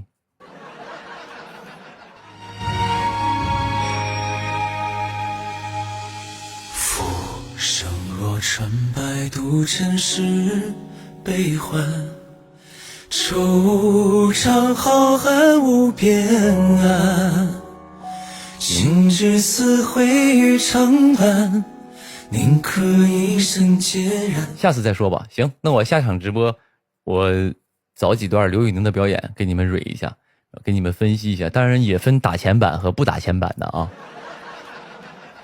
天涯路，多少去而无返。花明月暗，怎舍得不相看？面如花灯照夜阑。有没有下次直播可以在周末吗？就是平时没什么时间是吧？我不一定啊，因为我的直播就是我有时间的话我就会播，没有时间的话我可能就是我也看，当然看状态，我的直播比较随机，所以没关注我的朋友可以关注一下我的微博啊，谢谢各位了，谢谢给每一个给我点关注的朋友们，抱拳了朋友们啊，抱拳了，谢谢各位啊。小心三云不散，那堪相思千般，宛如大梦一场，古酒一盏。唯愿这人间辗转，半世稀罕，半世。有没有打钱豪华版 Plus？ 有，不同的价钱我给你夸的都不一样，角度和上升，就是你钱多的话，我可以给你引经据典，我再给你顺便用几个人来拉踩。啊，我完全是可以，都行的，看你想要什么啊。才将心碎气满，一泪消淡。隔世有偿还，落一纸平凡。千山百川不抵茶淡饭碗。唯愿这宿命纠缠，半世遗憾，半世。有朋友说我落伍了，re 什么 reaction？ 我以前管这个叫 Eric 式啊 ，Eric 式 reaction 就是什么意思呢？就我不知道，它是一种我也不太懂，我也看人家 reaction 就是什么呢？比如说我今天看个演出，我就跟你们一块看，实时的给你们一些评价呀，或者跟你们一块分享啊，这个叫 reaction 啊，好像是这样的。你手怎么了？我手没怎么。手没怎么，我都光影没事儿，手没事儿啊，没啥事儿，有啥事儿？哦，一直在问手，没事儿，别担心啊。对，锐评，我就别锐评了啊。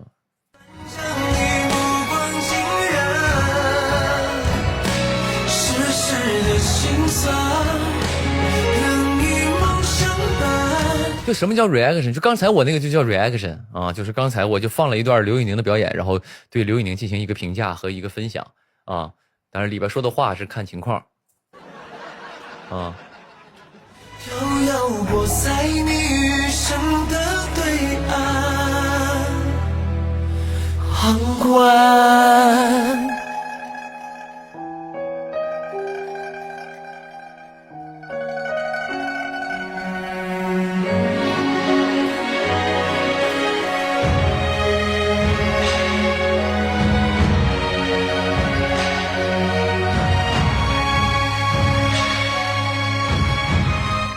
我不知道你们一直在说 Demi 什么玩意儿，我没看啊，我回头去看看是什么玩意儿，我没关注到你们，我不知道你在刷半天说 Demi 什么玩意儿的，我回头看一看，我回头看看是啥，我再跟你们聊啊，别刷了啊。我愿蹒跚，只愿红尘欺瞒，回看年岁是一晚。对，我比较喜欢盘，你朋友宁哥喜欢珠子吗？我比较喜欢盘串啊，这可能我们家老朋友都知道，我比较喜欢盘串，而且我是真的盘啊，这条金刚是真的被我盘出来了，哦，我用了3个月的时间给它盘出来了，哦，刷的老勤了，3个月的时间给它盘出来了，非常的好啊。不用给我解释，我回头会去看的啊。咱们就回头我去看看是啥东西啊。生死两端，阳谷翻渡苍蓝，为愿这人间辗转，半世稀罕，半世温暖，才将心碎挤满，以泪消叹。二专会有实体专吗？应该会有啊，应该也是会有的，因为都是一个纪念嘛，对吧？是有偿还，诺一世平凡，千山百川不抵茶根泛滥。有朋友说老大，我给你100块钱，你哄我睡觉。100块钱让我哄你睡觉，你也太有钱了吧！你现在消费这么高吗？就找人哄你睡觉都得花100块钱，你消费水准这么高吗？你富二代吧？你是不是家里条件非常就老好了那得啊？100块钱让我哄你睡觉，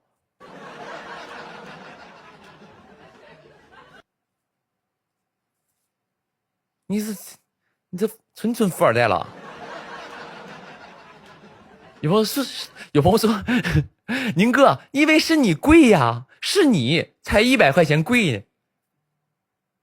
我怎么听这话听那么难受呢？宁哥是你贵，我贵才100块钱啊！100块钱，我那个。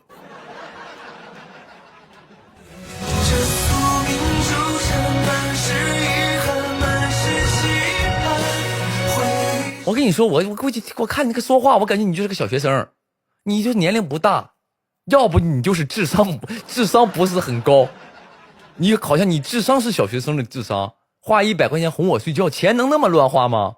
你家再有钱不能这么消费呀！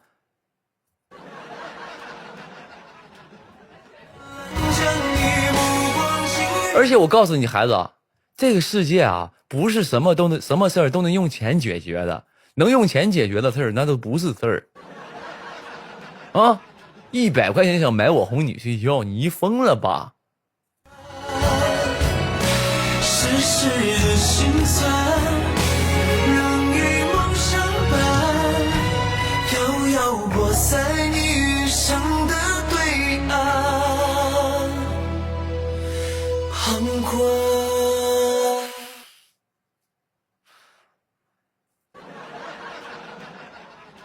有朋友说我出1000万行吗？我跟你说啊，你别说你出1000万，你能说这话就说明你没有1000万。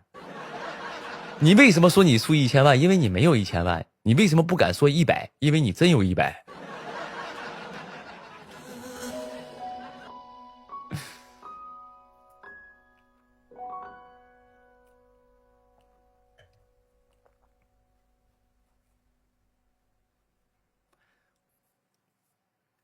有朋友说宁哥第一次看你走红毯真帅。你谢谢你啊，可能这人都是这样的，偶像就打个比方，我在下不才啊，是各位的，可能在各位的朋友们心里是偶像或者是这个 idol 什么之类的，我也不知道你们怎么称呼哈，反正在各位心里我可能是各位的偶像。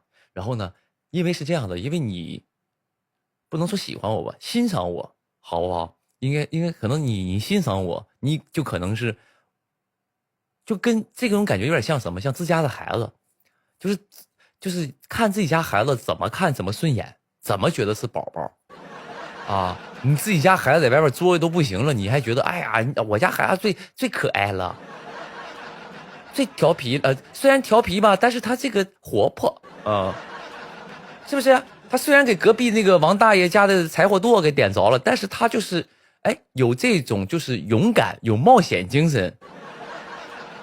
咱家很多这个看我也是这种感觉，就跟看孩子似的，就看我哪都好啊，看我走个红毯，然后当时就觉得呀真帅气，老大真帅气，就可能因为这个我是能理解的啊，能理解的，当然也是谢谢啊，谢谢各位啊。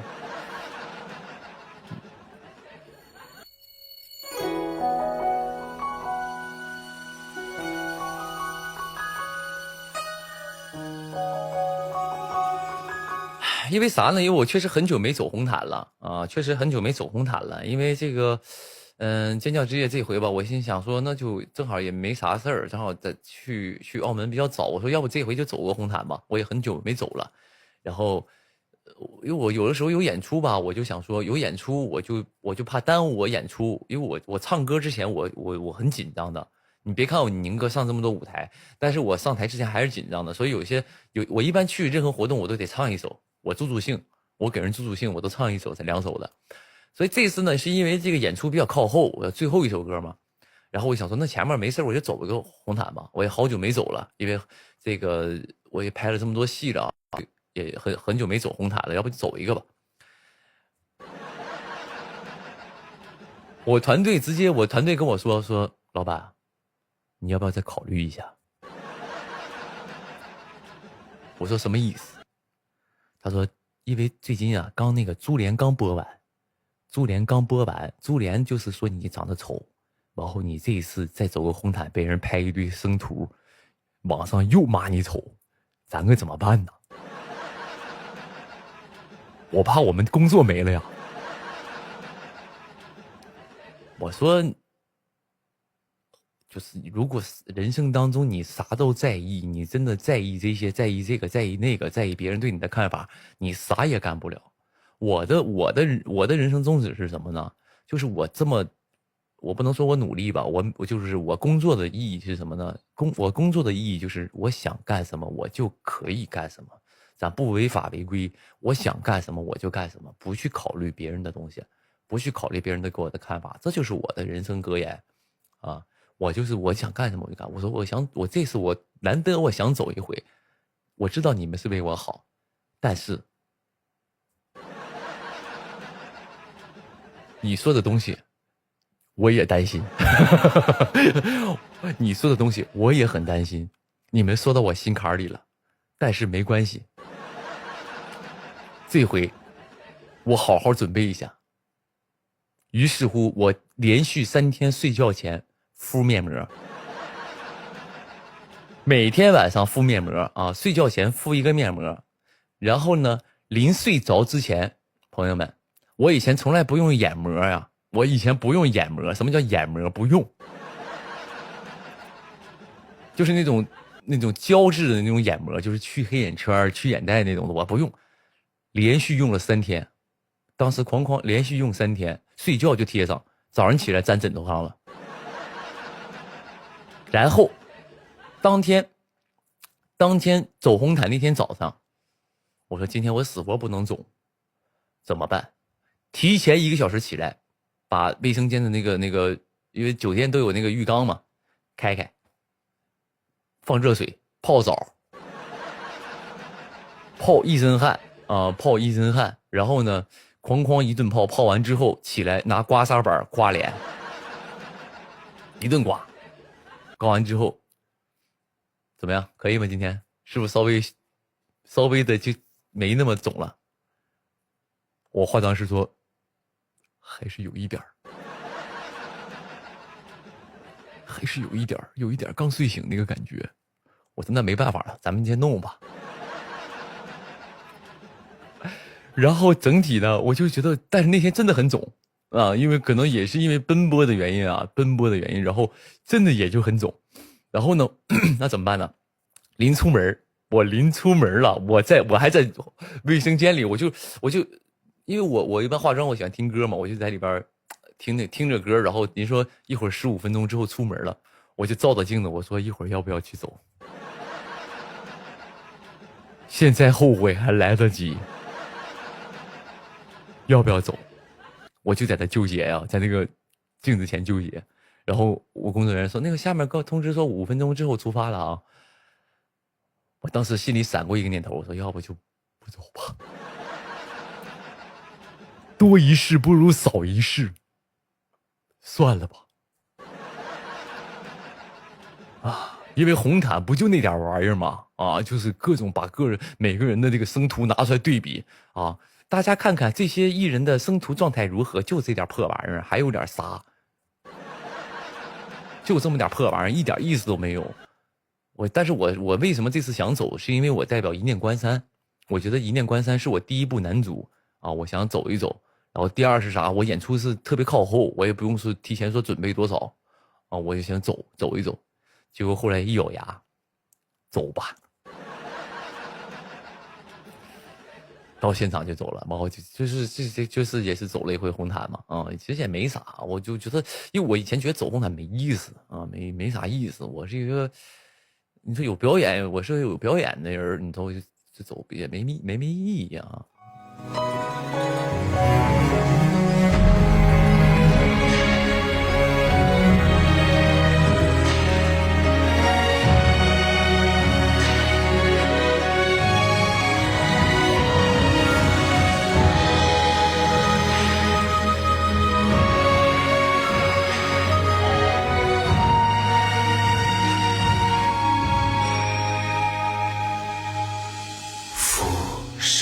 纯白渡尘世悲欢，惆怅浩瀚无边岸，心之死灰于长伴，宁可一生孑然。天涯路多少去而无返，花明月暗，怎舍得不相看。我一般有朋友说总怎么办？总是因为啥？没有，我一般是什么呢？我包括我拍戏也是，我喜欢拍夜戏，因为夜戏的时候我就感觉那个人可瘦了，啊，那下颚线那清晰的啊，就但一拍日戏或者早出工，我整个人跟浮肿了似的。咱这还有外国人呢，我看他打外语呢。如花灯照夜阑，是桥心散缘不散，那堪相思牵绊。有朋友说聊聊跟张颂文老师聊什么？跟张颂文老师聊，张颂文老师说刘宇宁你太肿了，刘宇宁你好肿啊！宛如大梦一场，古酒一盏。没有开玩笑，开玩笑，别当真了，开玩笑啊！你别当真，当真可还行啊！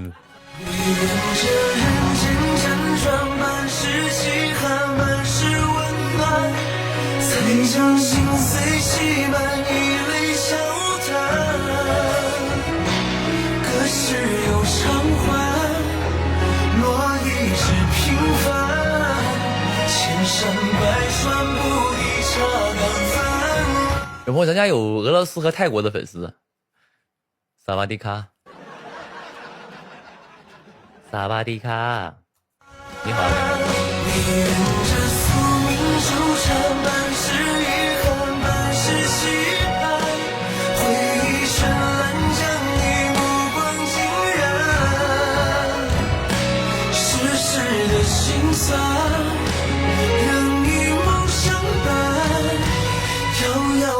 在你余生的对岸。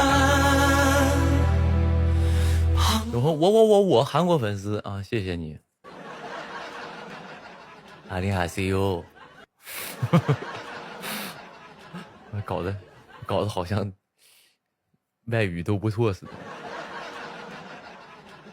搞得好像外语都不错似的。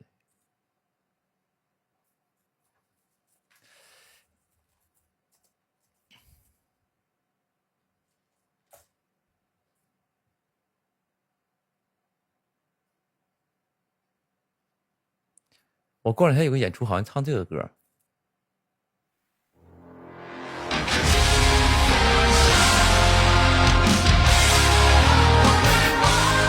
这个。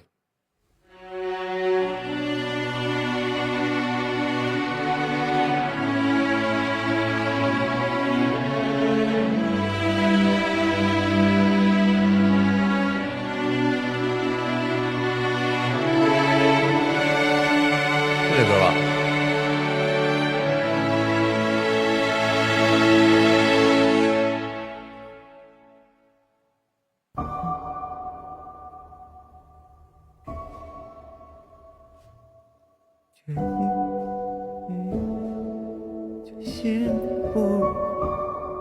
决心不在旁回望。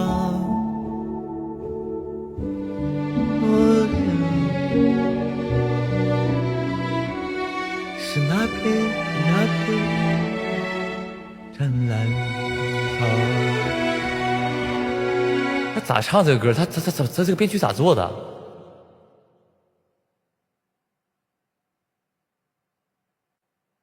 绝对唱的不是这首，是这首。飞翔的心不再彷徨回望，应有只是所想。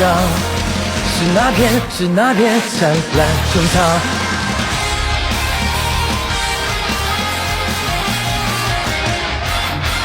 都不曾真正体谅究竟何为悲伤，便开始启程前往，去探寻痛苦模样。你我因殷尽希望，怀揣炙热理想，至如今只言片语的力量，维持世界，痴迷幻想，幡然醒来。坚定目光向那片无垠的远方，睁开翅膀。一啦啦，一朵一点，西那伊，啊那达拉。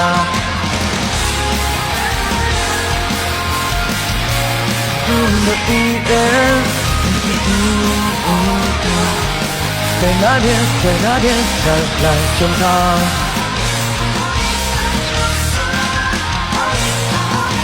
啊哦咦，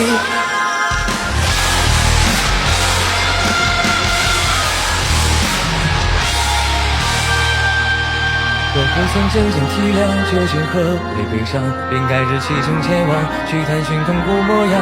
你我曾殷尽希望，怀揣炙热理想，如今只是言片语的力量，维持世界，执迷幻想，幡然醒来，坚定目光向那片无垠的远方，睁开翅膀。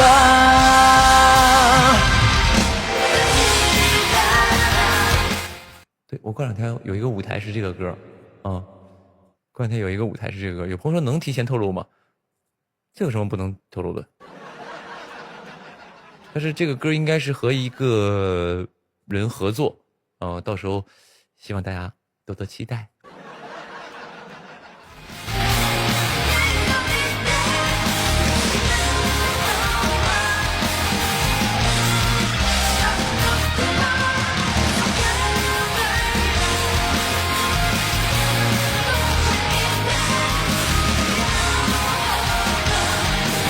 哦咦啊哦咦啊啦啦啦啊哦咦啊哦咦。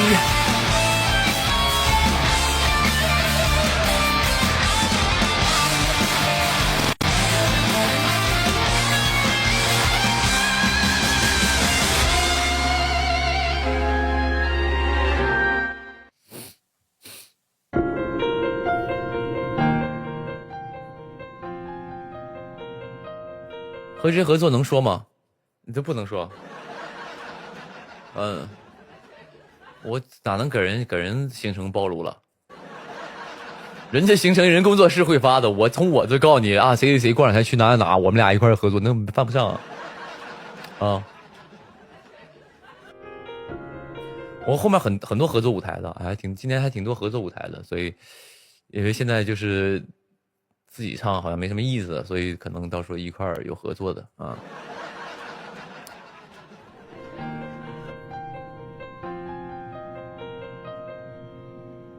思念化成风，划过了长空，闯进我的梦里。沮丧的记忆，离合的定义。有朋友说，你康乃馨欠我一首《蓝莲花》。我欠你的。我怎么欠的我都不知道，没事，你想听，下次给你唱吧。下次我们那个康乃馨的时候，我给你唱一首啊。我这开个直播还欠上账了。本来就免费，开了一场大钱大人大物大利的，然后还还欠上账了，拉上饥荒了。你凭什么不给一个理由，然后把我抛弃？你的火焰，轻轻看不出眼里的忧郁。还不能够从你的梦里苏醒，我还没有封路周长的距离，迫不及待问你问你，是否留下我的足迹？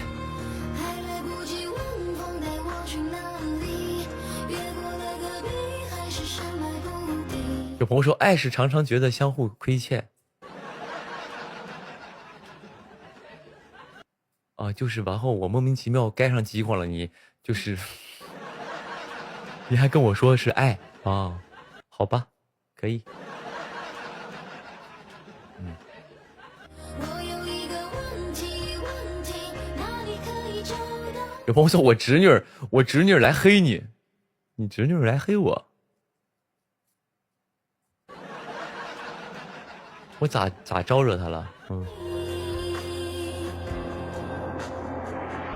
你帮我给她一撇子，你照到后背给她一撇子，啊，黑我。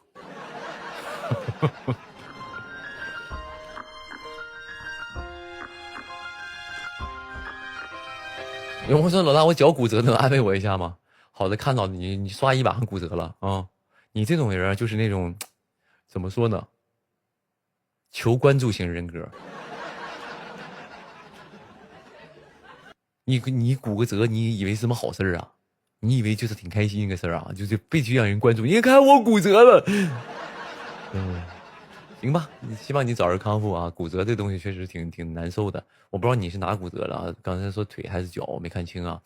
然后也希望你早日康复啊，早日康复。然后这个别乱动，一定等养好了啊，一定得养好了，要不以后做起来病很难受的那个东西啊。有的时候我这个以前骨折的地方还会有一丝丝的疼痛，也不知道是心理作用还是啥东西。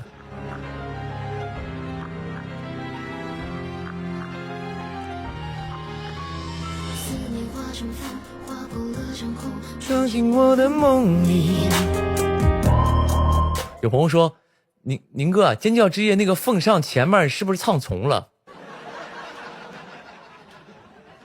就我一开头的时候唱了一句，然后我突然停了，是不是那个地方？你问我是不是唱重了？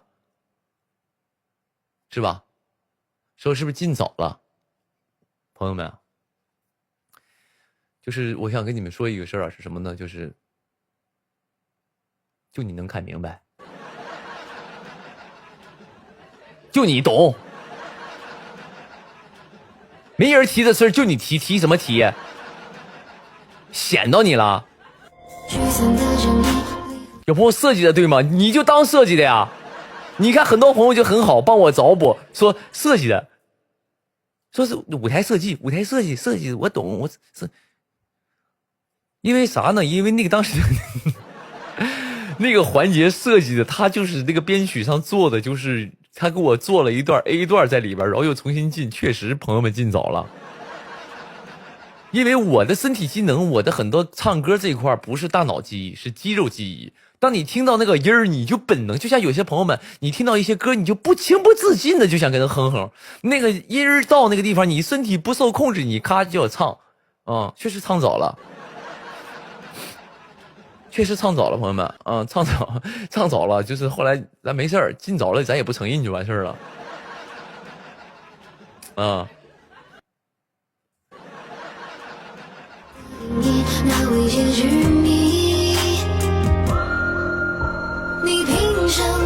一开始觉得进早了，后来以为是故意的，就是故意设计的，我这么设计的，我故意那么设计的，朋友们。设计的。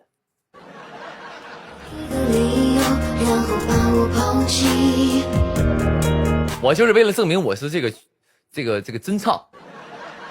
哎，我唱一句我想停就能停，我就是为了有必要吗？有朋友说有必要这么设计吗？你管我！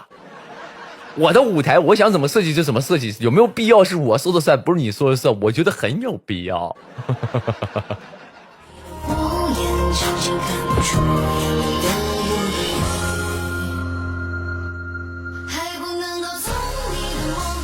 那咋了？啊？那咋了？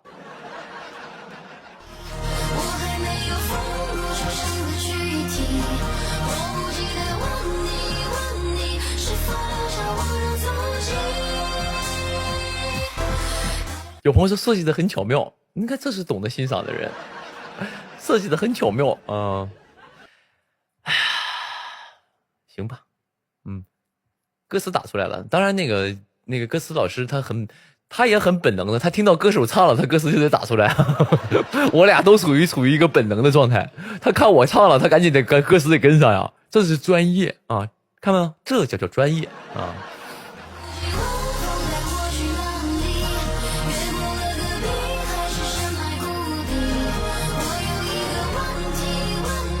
哪里可以找到你？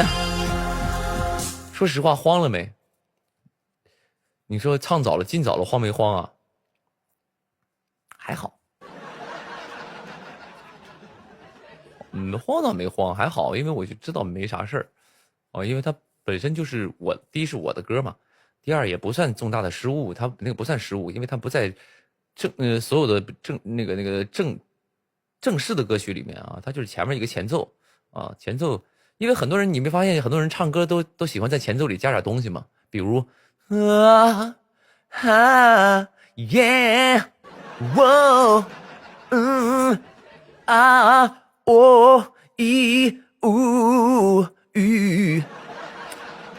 这很正常的，这个是，就是我也属于那种歌手，就每个歌里边都加点这个但是我是唱了一个句，你比如像这个歌就可以加。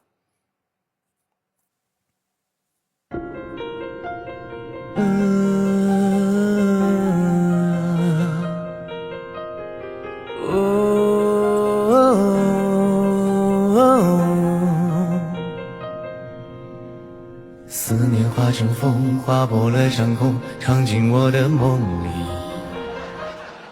就这样吗？那我随便什么歌都能加。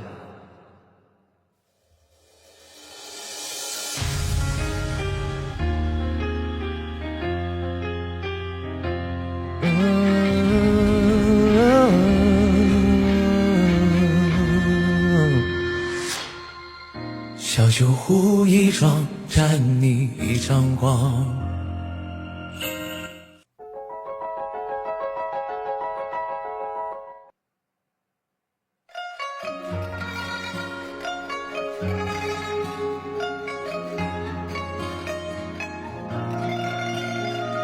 耶，这个好像就不太行。耶，哇，这种不太行，这个好像不太行。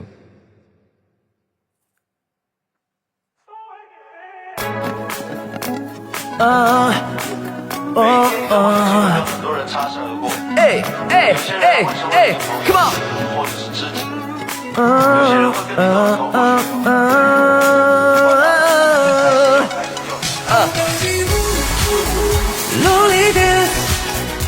到头都可以，就是所以说我想说那个演出并不是什么呢，并不是失误，就是我特意加的，故意加的，伙计们，我的老伙计们。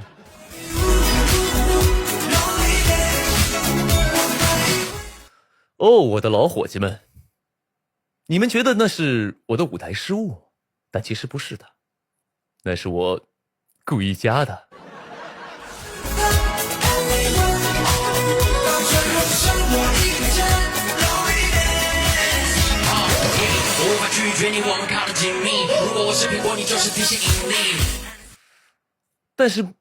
但是那天我真的其实有点慌了。当我第一个前奏出来，我就跟进唱之后，我在心里就默念：该死，我怎么唱出来了？好奇怪啊！怎么办？我马上就调整了自己的状态，于是就演了起来。所以在后面的时候，我就正常的唱了，没关系的，就当没发生过。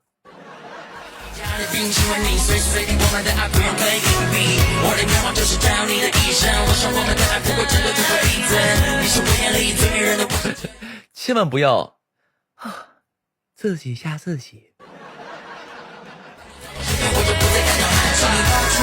劝我不要放我那一刻，我的心情就已经开始起飞，开始冲，今天电视来不用牵着你的手，只能让你帮我放在心里第几位。你的看多红的手，挑各种路口带着孤单，就像有在这蓝色的世界，守护你的优雅在若干年后，满头发的帅哥可以让你跳出舞吗？孤单不再消失 ，You can only dance, come on. Oh baby, lonely day. 宁哥开演唱会送那个签名照吗？不送，签不过来，签不过来。一场你想想万人演唱会，他起码做个7、8千人吧，7、8千人，我一场演唱会签7、8千张签名照也没必要，我给我签死了，这样吧，咱们来个反向应援，你们把你们的签名照给我，来开一场演唱会，拿一张你的签名照给我。这也是一个好玩的点啊！这样正常你们都要粉丝偶像的签名照嘛？这样我回头我每一个来看我演出的朋友们，自己拿张你自己的签名照投到一个箱子里边啊。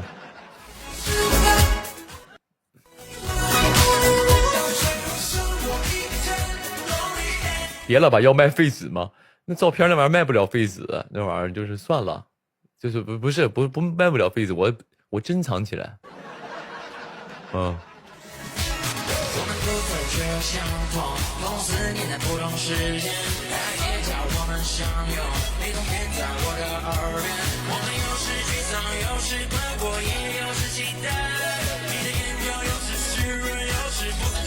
要吐签吗？可以吐签，要吐签，乌云的时候 so dance。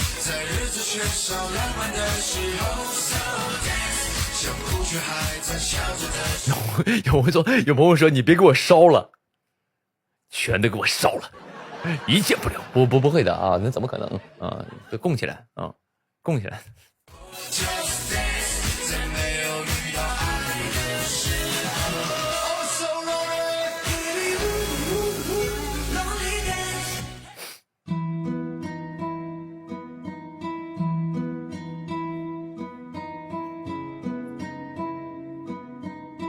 终于亲眼目睹了宁哥的直播，这亲眼目睹，哇，你们很有文化，亲眼目睹这个词用在这儿是合适的吗？不知道啊，我觉得不知道，就觉得既隆重又觉得有点怪怪的啊。我终于亲眼目睹了刘宇宁直播，就这句话前面应该都是说我亲眼目睹了他做下的所有坏事儿，就是好像是有一点这种感觉啊。但是问题亲眼目睹了刘宇宁的直播。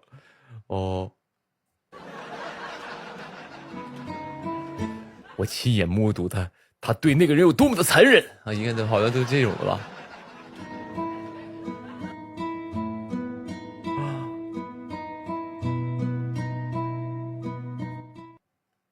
就你那种感觉有点像什么？就是我目击了刘宇宁直播，目击也可以，现场目击，我现场目击了刘宇宁直播。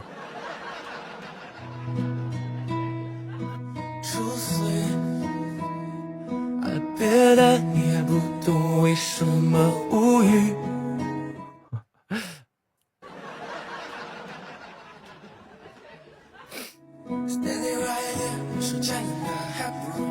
出去，我想下坠的铅球，而且没有任何阻力。Go baby go。那是。如果用这个词的话，那我想说，朋友们，你们现在在我直播间的朋友们，你们都是目击证人。在场的每一位，你们都是目击证人，你们目击了刘宇宁直播，你们都是目击证人啊！发达一样。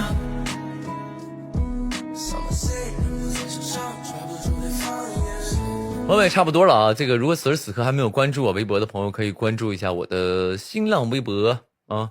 然后呢，那个下次直播的时候就会通知你了。然后也感谢今天所有朋友们目击了我的直播，也感谢每一个亲眼目睹我直播的朋友们。我差不多了。我刚才看了一下时间，我已经今天播了快4个小时了啊，有点这个多了。但是时间过得很快，我觉得今天时间过得有点快，然后莫名其妙就是不知不觉就4个小时就过去了，但是开心的，也希望这个每一次我下了播之后，那些感觉有一些落寞的朋友们能够不太落寞，好不好？你就赶紧收拾收拾，洗把脸，然后去好好睡一觉。如果还是感觉落寞的朋友，可以再看一遍我的直播啊。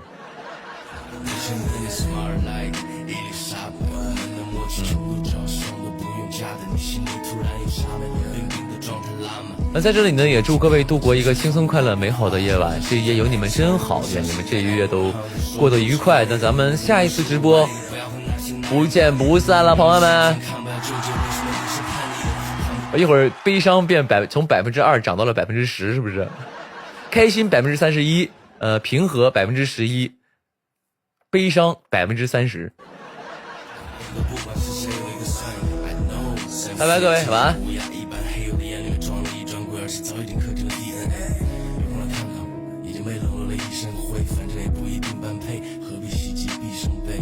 打断八段锦再睡是吗？也没必要吧，清醒了